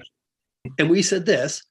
Right. And the whole point of that was like, look, you've got to give us something. You have to give us something. And especially now that I have found out that it's only the rock and Celtic rock bands that don't get paid. And we're on the stage that doesn't have any of that. There's never been rock. Well, they still consider us in Almanac to be Celtic rock. Right. Even though it's drums and bagpipes and didgeridoos. Right, because rock and roll brings in crowds, and that's the busiest damn stage in the entire place. Is that why? Yeah. Yeah, like, don't pay that. For years. I thought we were Goofy Goober rock this whole time. Right. For years, we just kind of, and there's certain things when you have agreements with places and you have negotiations with places, that's not public information. But when you have problems with places and you have places that are getting upset with you for telling the truth, because we have Pleasanton several times reach out. Oh, don't tell you people. You can't be telling people that. It's like, if you don't tell people that we don't pay anybody. Yeah, don't tell people the truth about it. Don't tell people that we did the extra. It's like, you know what? If you don't want that to happen, then don't do it. And it's really, especially these days now, with the way the world is as far as entertainment and merchandise. Like, here's the deal: if we're selling a ton of merchandise at your event and there's something kind of hairy going on, unless it's something that's hairy and not okay. If it's just kind of weird, if it's just like, that's not right, we can let that slide if we're all working together. But when it's your event's doing something weird and hairy, like not paying your entertainers and then bitching about them, telling people the truth about it, it's your buffer's gone. Nowadays, I have no problem being God honest about the places that play hard games. We have places that don't give us beer number one. but they treat us well in other ways. Right. Well, But- let me just say this about what That's you're not saying. the case. Yeah, let me just say this about what you're saying, CJ, because my other beef with Pleasanton was that a fan of ours commented on Facebook and said that they had talked to somebody in charge at Pleasanton during the games about why don't you have the Wicked Tinkers, and they said because they charge too much. Right. And he was like, why can't you guys take less? And it's like, We can't make less than they none. could Yes. quadruple our pay and it wouldn't make any difference. And we could say, okay, we'll play for half of what you pay us, and it wouldn't make any difference because it's nothing. Right. So the Basically- fact that they said, the fact that a representative from Pleasanton told one of our fans, oh, those guys charge too much. Like, hey, at least be real about it. Yeah. So Right. And that's it. And we've had a few of them out there over the years that have kind of, we've come to find out that after years, they were kind of giving us a little bit of the shaft. Yep. And a lot of it is because we have always not even strived. It's just how we are. We haven't even had to try to be. We've always just been easy to work with. Yep. Straight to negotiations. This is what it's going to be. We don't like playing the games. We don't like doing the bullshit. We get there and we have it set up. This is what we play. If somebody else has got to come in and we got to change up the way things are working, we're always willing to work with it. And we don't go over the end of our set. If other bands go over the end of our set or their set, we start late and we finish early. We finish when we're supposed to. Yep. So if they start 20 minutes after we were supposed to start, then we have a 20-minute set. Yeah, we always do. We always try to make everything work for the organizers and for the other bands. We always try and work with everybody. We're very reasonable fellas, and we try and get along with folks. So I mean, we're crazy bastards, but we also there is that. we're Yeah. reasonable crazy bastards. But it's never been, it's never been rock star shit. We don't go and play games and try to be like, you need to do better for us. Like we've heard tales of all kinds in all the years on the road. The things we've heard from promoters and from managers and from bandmates and friends in other bands. The Yep. stories you hear about how people treat people doing this stuff is insane because we're all Yeah. just like, we just want to make it work to where we get to go play a show and you get to dig it. Yeah. Well, there was even I That's it. remember there was a games we didn't play, and they got upset saying that we were holding them hostage because if we didn't come, then no one was going to come to their games. And we said, well, so then wouldn't it make sense to pay us? Right. I mean, because they were like, well, that's not fair because now we're not going to make any money. And it's like, It can be this simple. It can be that it didn't work out for us to be at an event. yeah. No hard feelings, no problems at all. And this is something we also understand. We don't take it personally. We get where they're coming from, but it can be where it just doesn't work out when we're at an event. And maybe it was scheduled, or maybe it's an event when we always play. We always play this event, say every year we're there. We come to Right. find out we're not be there. It's our responsibility as the Wicked Tinkers to announce to our fan base that we aren't going to be there. That doesn't mean we're mad at them. That doesn't mean don't go and support the show. Right. It simply means that we're letting you know that we aren't going to be there this year because so many times there's been shows where we aren't there for whatever reason. No one's fault per se. Maybe a Right. double booking. Maybe the event's not the same weekend and it doesn't work out. And if we don't go, we get messages from people for weeks, months, sometimes. The day of it blows up. Why aren't you here? Oh my God. And we don't want folks to go to a show if they're going just to see us. There's, I'm always. We don't want them to. We don't want them. People who schedule their vacations around coming to one show or another because they want to come see us, and that's awesome. But yeah, I think it's our duty to make sure that people like that know where we're going to be and where we're not going to be. It's the responsibility of ours to make sure that we keep our fan base informed because a lot of folks that the fans of ours that come out to these events, a lot of them are local that know about the event and they're going to go to the event either way. And that's awesome. We think they should. Every one of these Scottish games, I would love to see every single person in the area go to them, regardless of where they're playing, because it's what keeps the Scottish cultural festival world alive enough to where we still have a place to go. Yep. But if we aren't going to be somewhere we typically are, we have to announce that because a lot of the folks that come from out of town are our fans expecting us to be there. Yeah. And sometimes there's the actual, here's the roster of bands that are going to be there in the schedule doesn't come out until a week or two before. Yeah.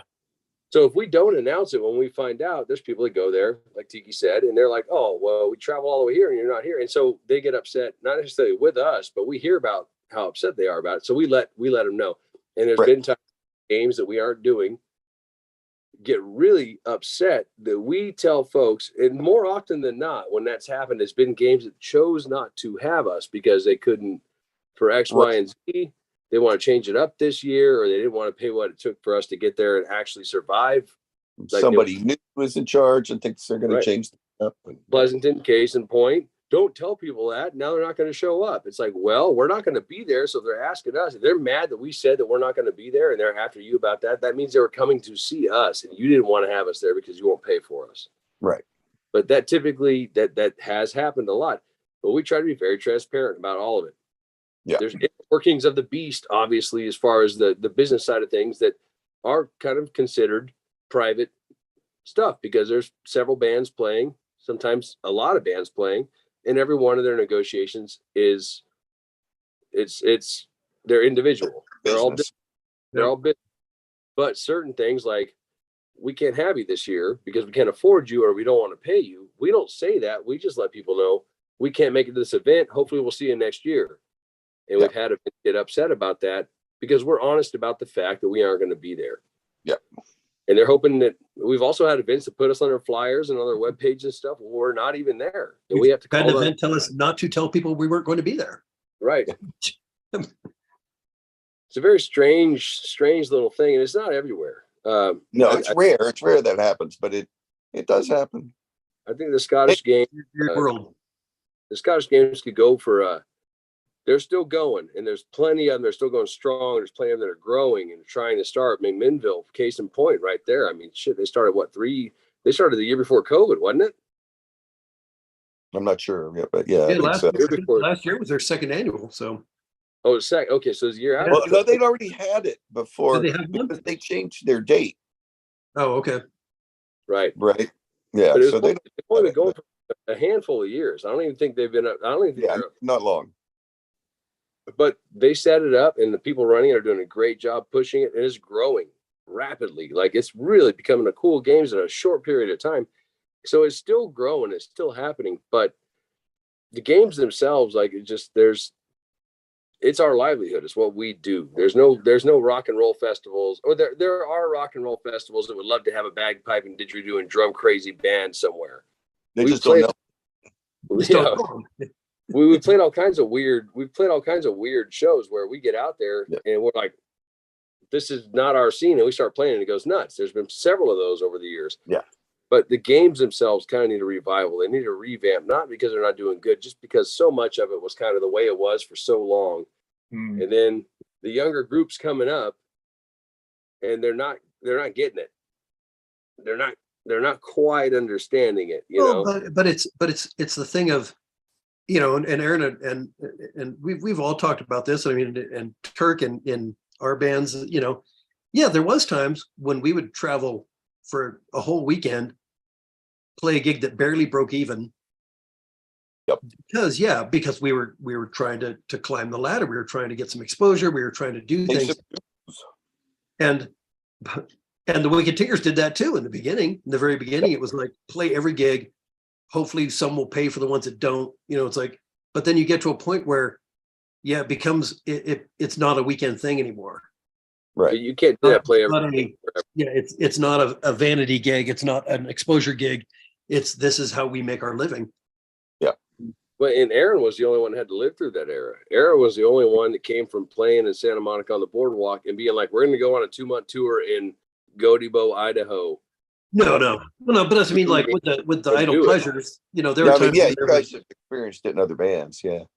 There was times when Turk and I, when we had 5 of us in one hotel room, and you know, we had just driven 4 days to get to a place, and or 2 days down to play one gig that we just didn't even make gas money on.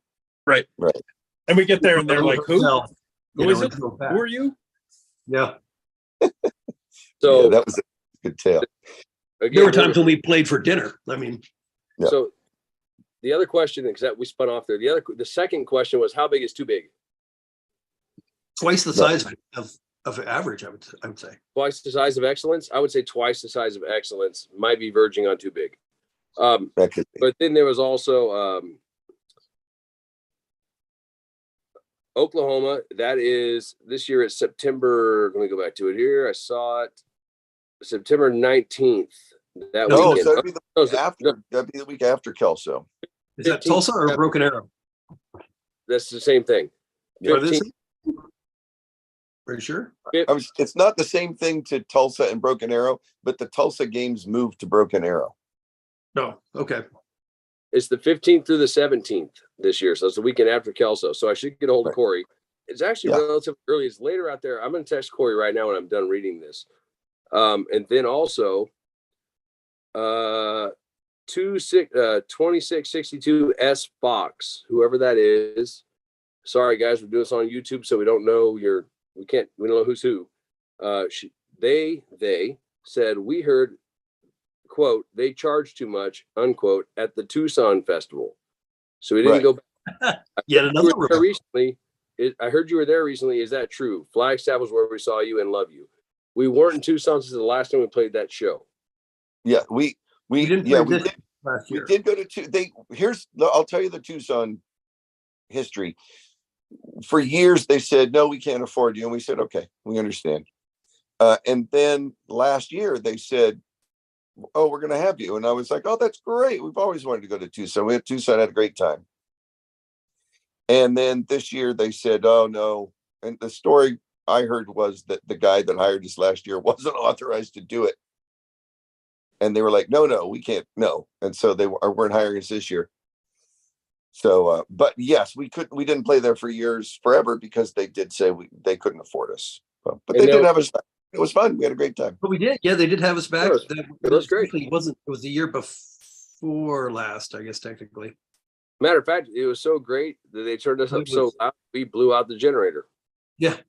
No, we had a great time there. And I mean, as from what I understand, the thing is, from our point of view, the people we talked to, who we dealt with, all of the people we were involved with, everything was great. Yep. And then afterwards, somehow between then and now, there was some grumblings. So I don't know what the deal is. Yep. But we would always be happy to go back. But yeah, right. As far as we know, we hear rumors all the time. We used to play in Boise, Idaho. And it could be that this wasn't what caused it, but we used to play in Boise. That was actually the first time I had traveled out of state with a band doing merchandise, was Boise, Idaho. Yep. I was 20. And there were certain individuals that I won't mention the name of that weren't involved in our band that very, very kindly procured beverages for me because I was already a drunken bastard. I just couldn't buy them because I wasn't 21. And Warren was sick as a dog and got me sick as a dog.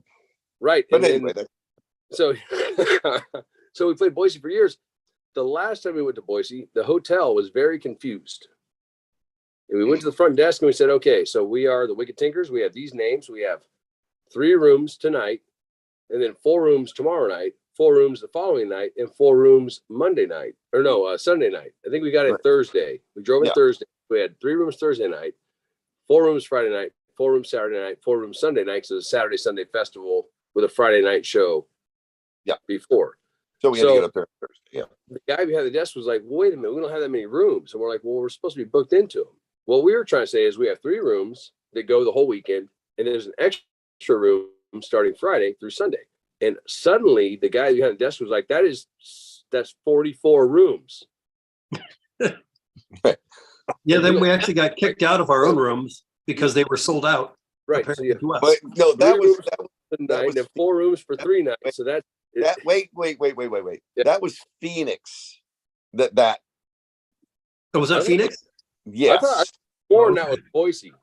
No, that was Phoenix. No, Boise was when we had a 26-person entourage. Yeah. What happened with Boise was just that we were talking to somebody at another games up in the Northwest, and they said, oh yeah, I heard Yeah, they're not having you back at Boise because you have like 26 people in your entourage and you demand all these rooms and all these perks and stuff. And we're like, what? What band have they been talking to? Because we never did that. So yeah, these weird rumors fly around. But that room thing was Phoenix. Okay. But that kind of stuff happens to where yes, it does. Years later, like, oh, well, this is why. And we're like, why didn't, first off, most of the events we have a contact that we've known for years that are friends of ours or something. And sometimes people are no longer involved or they step back or they don't hear this kind of stuff. All they know is that the society decides X, Y, and Z about who's going, who isn't. So there's so much of that. And we try to take it with a grain of salt when we hear it. You know, same thing as like with Phoenix this year. We heard rumors floating around about that, but we're sure we know that the rumors that we heard are not real. Yeah, we know they're not real. And we know that the people who made the decisions were not operating based on those rumors. Right. So it's just, I think a lot of what happens sometimes is if someone says they're not going to have us for X, Y, and Z reason, usually it's a financial thing. They're trying to save a little money, so they go more local bands because they call us in from way out here and they're way out there. They want to switch things up, or Yeah. And it could just be, you know, somebody's being flippant and they're like, oh, well, we had to buy way too many hotel rooms for him or something. And that gets blown into other things, you know. And that's what it turns into. That's how it turns into. Wicked Tinkers bring a whole WWE trailer with them full of people that are going to come out and wrestle you if you don't give them what they want. Like, hey, not a bad idea. Well, that's one of the things that it may even be somebody, like somebody's like, oh, well, they come a long way and they need hotel rooms. And someone goes, I heard they needed a bunch of hotel rooms. I heard they needed like 10 hotel rooms. Do you know the Wicked Tinkers have like 20 guys in their entourage and they each need their own hotel room? You know, it's like, it's weird how, because we've had that where we've heard things and been like, what? And we go to talk to people and it turns out, it's that game of telephone where it's like, what ends up getting out there is nowhere near what is the actual truth. So I have a question. Yes. My question is, have there been any more questions? I'm going to look here in just a moment. My other question is, how many people are still watching? 40. Oh, wow. Okay. Thank you. Excellent. So while you're looking, I just want to reiterate a little bit of what we said earlier, because I know people are coming and going. For those of you who have already heard it, it doesn't hurt to be thanked again, does it? We cannot thank you guys enough for your help. You, like stabbing. Yeah, we thought that we weren't going to be able to carry on less than a week ago, and now we're excited to be back out and daunted a little bit by the task of replacing our equipment and getting going. But you guys have made that possible, and we didn't think that was going to happen. We thought that we would maybe get a little bit of help, and we would hope that we could make it happen. And it's just been overwhelming, and I can't tell you how thankful we are. So I just wanted to repeat that for anybody who's news come in and hasn't heard that yet and just hearing us beef about games that aren't having us and stuff. Really, the reason we're doing this tonight is just to thank you guys again so much. And please come up and say hi at any game. If you see us at a games, come up and say hi. Because we're out on the street at a gas station. That happens a lot. We'd like it does. It does. We're talking about that. Just the weird places that we get recognized out on the road. It's right. And what Aaron's saying, someone driving through the desert and we had to make an emergency pit stop. We pulled into a gas station. Some guy sitting on a motorcycle. He's like, Wicked Tinkers, I love you guys. Saw you in Vegas last year. It's like, and what Aaron's saying, I mean, and I'm not saying this to, there's no, I'm with him, but he's not exaggerating at all. Like there was definitely, when this happened, and he's got, as he updated everybody on earlier, he's got plenty of stuff stressing him out. Tiki does. Turk had just had some stuff going on. I've had a hell of a start to the new year. It was a rough, honestly, I'd probably pay money to go back to 2020 and go through COVID again. Yeah. As far as the way my life was, I don't want COVID to happen again for everybody, and I don't want people dying. But it's not exaggeration. Like none of us want to see this end at all. But when that happened, like I said earlier, the first hit we expected to really get us to a point where we're like, what now? Is the van going? We just rolled 530,000 miles on that van all the way back from San Jose. Yeah. It's a fuel. It's not diesel. It's a gas van. We've had a lot of work done to it. And it runs great on the road, but I won't lie about it. The first time we started it up, and maybe it was because it was upset that all of our shit was missing. So It had been broken. Violated. So, but it wasn't running quite as smooth as it was last year, but there's also cobwebs to knock off and stuff after a long way like that. Yeah. And it had been started a couple times over the break, but still, but that was the first thing we figured was going to go. That was really going to be like, what now? Yeah. Now we can figure that out. We can rent things if we need to, this, that, and the other. We can't rent our equipment. So the van was kind of the thing where it's like, okay, the van goes, that's when we throw ourselves at the mercy of our fans to see if they can help us figure something out. Or not. We could probably figure it out without doing that. Then this happened. And when this happened, with everything stacked up on everybody after a slow last year and after a hard winter and a bunch of shit going on, it was just absolutely devastating. And Aaron's not bullshitting. It could have ended us. And we honestly, I think all of us had that in our head, like, well, that might be it. We got the fear. Because it was like there's no way to make enough money to replace it, and there's no. I mean, if we would have floated on a credit card, we would have been not making any money for the half of.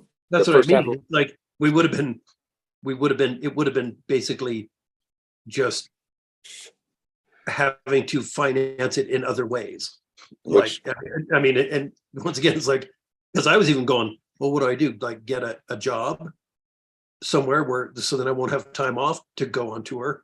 I was looking at my bass stuff, my personal instruments here that I don't play in the band, but I have other instruments. I'm like, how much of this can I sell off for how much? Yeah. I was thinking the same thing. I was like going, okay, well, trying to figure out if I had anything worth selling for enough to even make a difference, Right. But at the end of the day, the way it played out, it didn't just help us get our stuff back. And I'm speaking for myself, but I got a feeling everybody feels the same way. It made me feel like, you know what? It means a hell of a lot more than what we thought it meant. Right. Us and like the way that it felt when that went away and we realized this is a real thing, this might be over. The way that hit and that felt, knowing that I didn't want it to be over already, but having it actually become a reality of like, this might be the end. Yeah. Was hard as hell. And then seeing the reaction and the help and the support and the love that fast. It could have taken a month and we could have figured it out. We could have got half of what we needed and maybe figured it out, but it would have been really damn hard. Yeah. It wasn't even that. We went to bed going, oh my God, I can't believe this is going. And we woke up and there was what we needed was there. 18 hours. Yeah. Insane. And it kept going and it's still going. And I mean, that's the thing. We all went of that money. Did that burn supper, and then that night went to the hotel and we had a few drinks and kind of cut loose just because it was kind of like, well, that's the first time we'd hung out since last year. Yeah. But it kept going. It overfunded us to the point where not only can we, like Aaron said earlier, like we were talking about, not only can we now replace what was stolen from us, but we can also take some of the other things that have always been issues. It's constantly Band-Aids. Yeah. Let me say it again. Our van has 530,000 miles on it. Yeah. Our van is probably worth less than what it costs to get the brakes done on it. But intrinsically, it's worth a lot of money, and it's what allows this to happen. There's a lot of all of us in that van, literally. Yeah, literally. But it's a constant thing where we're like, what day? When's the day going to come where we hit that gas pedal and it goes, boom, done. Yeah. We don't know. And so all of this, those of you that are still donating, that donated in the first place, it's important for me to make sure that everybody understands, yes, it is overfunded, and every single dollar of that overfunding can be used to make this work.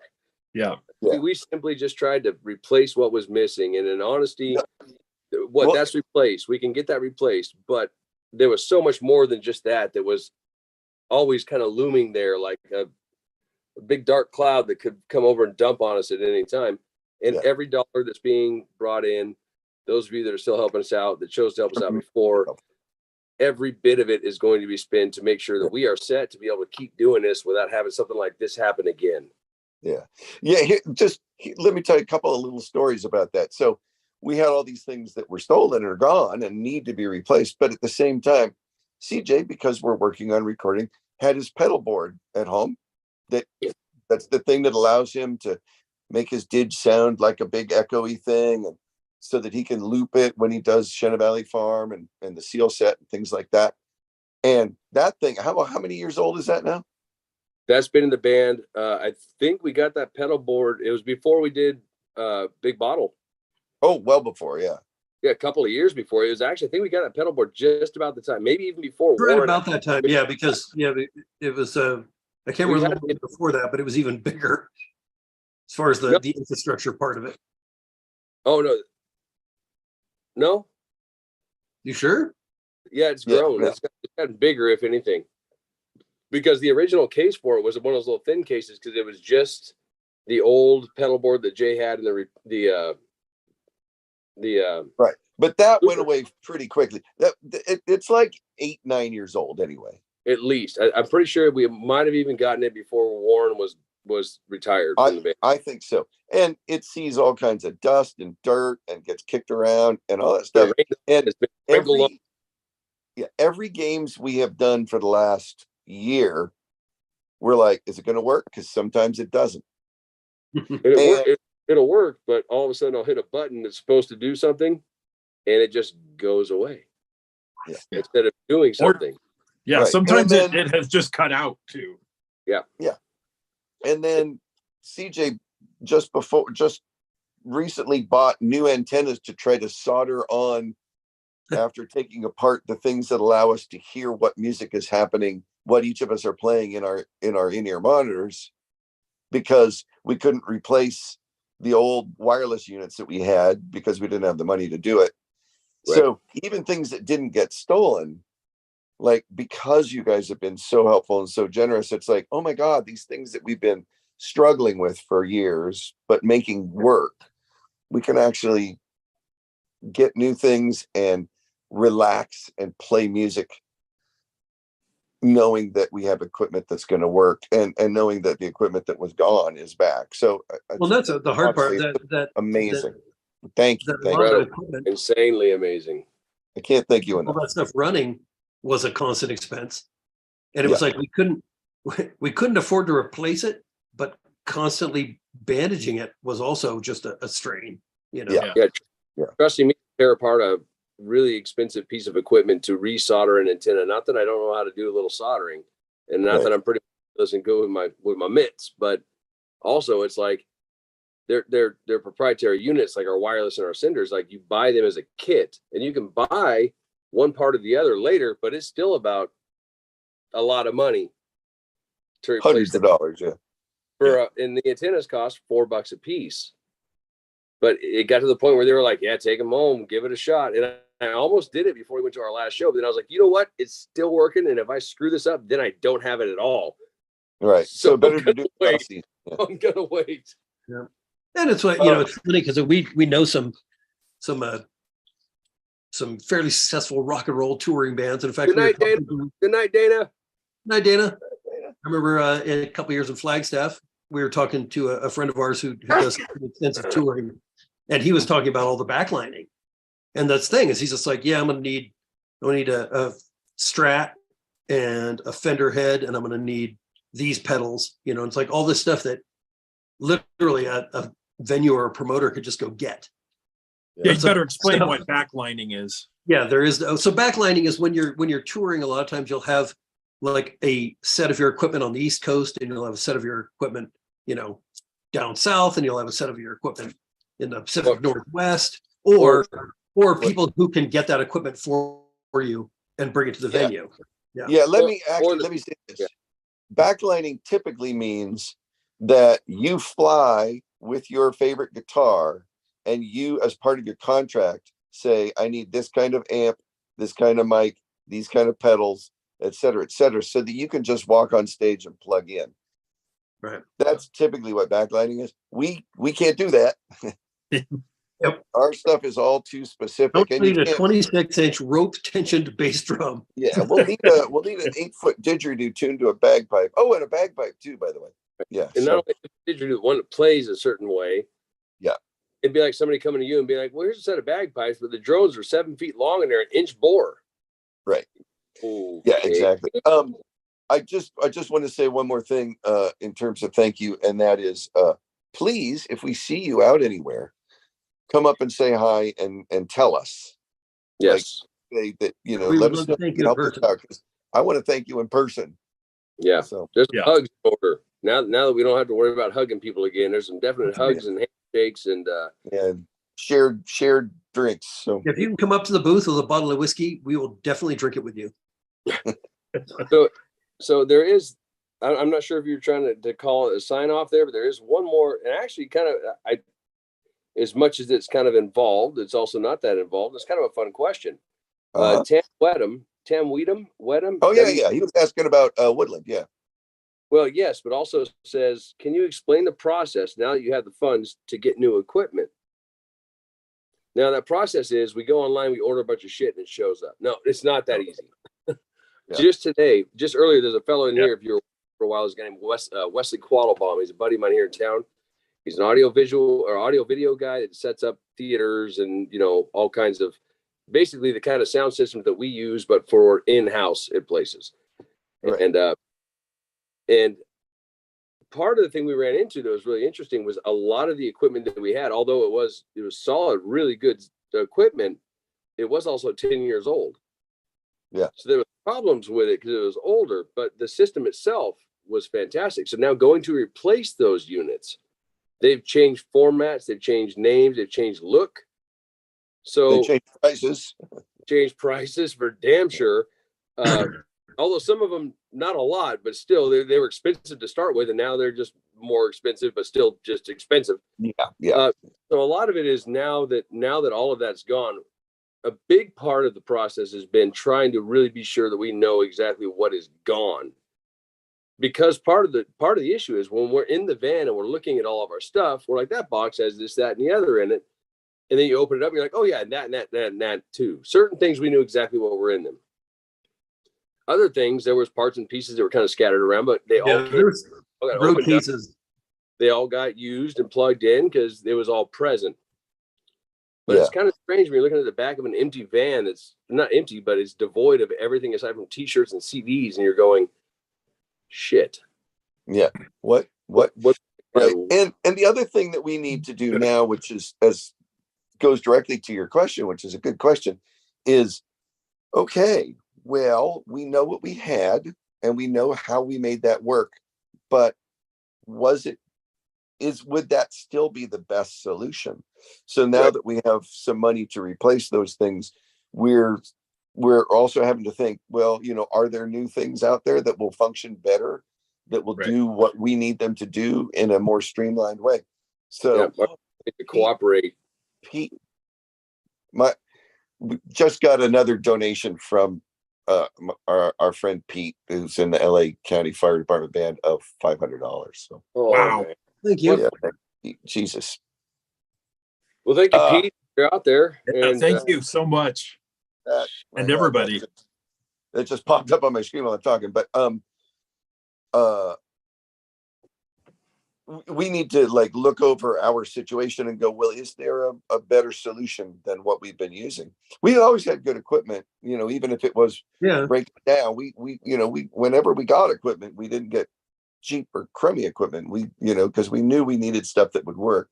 It's just that it was old. A lot of it was new. We got new stuff last year. So yeah, no, we did have. Sometimes it was a matter of It was patchwork. It was this one totally cratered, so it's got to be replaced. This one we can string along, or we have parts that we can tie in with it to make it work, you know. And because we were working in a particular way, things were sort of built around that. So we were never in a position of like, well, let's change everything, because sometimes that requires buying all new things. Now we're in that position. Sometimes, It's like, well, is there a better way to do some of this stuff? So, and we don't have much time because we got a Calaveras in just a few weeks. And that's where, to get back to the question of how do you go about that, that's where like Wesley here, who says whiskey on me. Wild man, Wesley. You mean spill your whiskey, man. You mean you want to like lay out like one of those French girls and we pour whiskey all over you for being so helpful? Is that what you mean? I don't want to draw you like one of your French girls. If it's one of your things that you're into, for you, sir. So our buddy Wesley, audio video. Wesley. I can say, here's the deal. We had Sennheiser senders and receivers as far as wireless in-ear monitors and wireless instrument stuff. And he is the guy that works with it enough on a regular basis to where he can say, okay, well, that thing that used to be called this is now called this. And there's three models. That model is the one that does X, Y, and Z. That board that you like, that you have, that's still a good board. He knows enough. And like, and it's something I got to talk to each one of you about. It might be easier to do it this way, to have each one of us draw up our personal plot. Right. Stage plot of actual, like the items that you wire from one to the next, what they're called, what they are. Yeah. But get our whole stage plot together and send it off, because he can take it and optimize it and say, okay, well, you were using this. Now that may not be existing anymore. Maybe there's a new model that's great. Maybe the new model sucks, and this other company's making a better model that does the same kind of thing. So it isn't just like go down to Best Buy and buy a new DVD player. Right. It's definitely, even searching for the units that we had, you can't find them because they're old models. So now you got the new models are that work and what the differences are between them. So it's a lot like if you build computers and you want to update your video card, but then you find the update, you have to put more RAM in because the video card that you want to get requires more RAM. So you got to update all your RAM in order. Like it all kind of builds on itself. It's similar to like our old, not our old, but our relatively new board that got stolen is a digital rack mount board that runs off of iPad and laptop. And when we first got it, the iPad and the laptop that we had ran the software for it just fine. But as they improved the board, we're going to get the same board. As they improved it, the software and firmware for the board was leveled up. But every time they'd level it up, they'd make it impossible to download the old software. And once it got past the point where, as any of you Apple users are aware of, I'm sure, once it gets past the point where your device can actually take that software update, you're stuck right there. Yeah. The firmware is changing on the equipment. And so we had a board and we had our laptop and our iPad. We were constantly having just little weird issues with it where we couldn't save our sound settings. You know, if they close the iPad, it would ruin all of our scene that we had set with our EQs and everything for the building. We couldn't save it, or our recordings would get screwed up, or X, Y, and Z. So it's very much like all that, where with all of the parts and pieces that we have, not only do you have to find out which ones work now in the new models, but you have to find out how they interconnect and what's the best way to interconnect them. So it's not starting over. We know the parts that we need, but it's definitely not starting. It's definitely not just replacing it. It's kind of like starting at like 30%. Like we know what has to be done. We know that these units work well.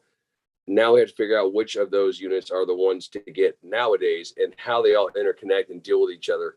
And, there's going to be a lot of testing and troubleshooting of the whole unit just to make sure it's ready to go when we need it. And that was something I was going to talk to you guys about as well. And Wesley just commented, he goes, "Paint me like one of your French girls, Jack. We'll get you guys playing." So a while back, when you guys first heard about Wesley, his thing was like, "I'd love to see your system and like run through it with you guys." Yeah. And I think that Wesley stole all our shit, so he had a chance. But no, so he was like, we need to fix this all up, so we're just gonna get rid of all of it. Thanks, Lynette. We will see you in Salt Lake. You got it. You get a hug. You get 4 hugs coming. So absolutely. So we were talking today, and he's like, "Well, it's probably best to order as much of it as you can in one shot, and then have it all show up in one place so you can put it all together." And Turk was talking about coming down to your place to work on stuff. Right. If we need to. I was also want to do the same thing to help you out with it and learn about it. But at the same time, if everybody can meet here for a day or two, on Tiki, it's understandable if you can't, 'cause you're a long ways out. But if we can get people together where we can wire it all up and have Wesley there to run through it with us and help us make sure. That'd be great. No, that'd be great. That does make the most sense to do that. Right. And then also, this is it's kind of outside of the public talk, but it doesn't matter. Dionysus here in town is having their anniversary party the week after Sonora. Gotcha. And they have a band there that plays for free nowadays. And they're a great band. I've seen them there several times otherwise. And I talked to Kyle tonight and I was like, "Hey, we can't do it for free because we got to travel. but we also do need to have some time to dial in this equipment, and it'll be after our first gig with this equipment. Right. So it might be a good time. Usually do it that gig acoustic though. We do, but it would also give us a chance to go in there, set up a speaker, and run our equipment. Like we'll have it all with us, and just make sure, because the thing of it is that we go straight into full go. Yeah. So something to think. We'll talk about that later. But shakedown gig. Shakedown. It's a nuisance that it's the week after it needs to be shaken down. I know. Oh yeah, that's true, huh? Oh, I thought you were saying we could do it before, but no, we can. If everybody comes out here after, aside from you, Turk, because it doesn't make sense for you to come here and then go up to Sonora. But even if Tiki, Aaron, and myself can all meet here with Wesley and run through the system and make sure it's all hooked up right, everything's good. We can have it hooked up before that, but then also run through it and just double check it. Yeah. That might be cool. And I also know, just so you're aware, that whenever the day comes, which may come several times, that we hang with Wesley and dial things in, prepare to be berated about our Patreon efforts. Okay. Our Patreon. So hey, this is a good opportunity to say. Well, hang on, listen to what I'm saying, damn you. Because he's the guy who knows all the Patreon stuff and has the Roadcasters and the good mics, how to properly stream these kind of things to Facebook.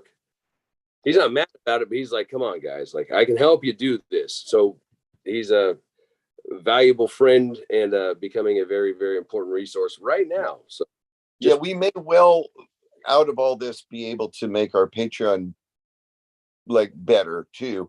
We've done a lot of good stuff on there, but we could certainly do more, and we could make it wouldn't hurt to be able for it to be more easily accessed. So if you supported us and all this, thank you so much. If you want to come on over to Patreon, we'll let you know when it's really pumping. But we'd love to see you over there too, but so maybe we can make that better too. That'd be great. Right. But hey, what's that? I don't know about y'all, but probably should see my dad. Oh, is he down there waiting on you? He's probably down there sleeping, watching TV. But is he watching Mr. Hulo's Holiday? No, not today. Mr. Hulo. Does he still have it? Because he does someday. I want to go. You know it. Actually, he doesn't get rid of anything. So he has it on Criterion Collection on DVD now, though. He might not be able to access it right away, but he's got it. Yeah, I was gonna say, can we find it? That's the next question. All right, well, boys, I feel like we need to all the four of us need to talk again later or tomorrow or something. There's some other things we got to talk about. It's not nearly as not that any of this was impressive, but not nearly as fun to watch. But long story short, I'll say it again too. Thank you all so much. You saved our ass. Thank you. Thank you. Absolutely. And you blew my socks right off. Matter of fact, they were holey to start with. I was surprised they caught enough wind to fly off, but they're gone, all of them. Pretty impressive. We love you so much. Thank you. Thank you. That said, I need $15 out of that to go to Costco and buy some new socks. So, but no, you guys saved our ass, and it's going to be all good. It's just a matter of us putting in the effort to get it together, and we're going to do it. We're doing it currently. So, yep. We are working on it as we speak.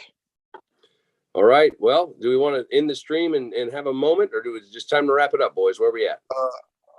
We'll wrap it up, but I will get back to you. Okay. Sounds good. Okay. All right. Folks, thank you so much.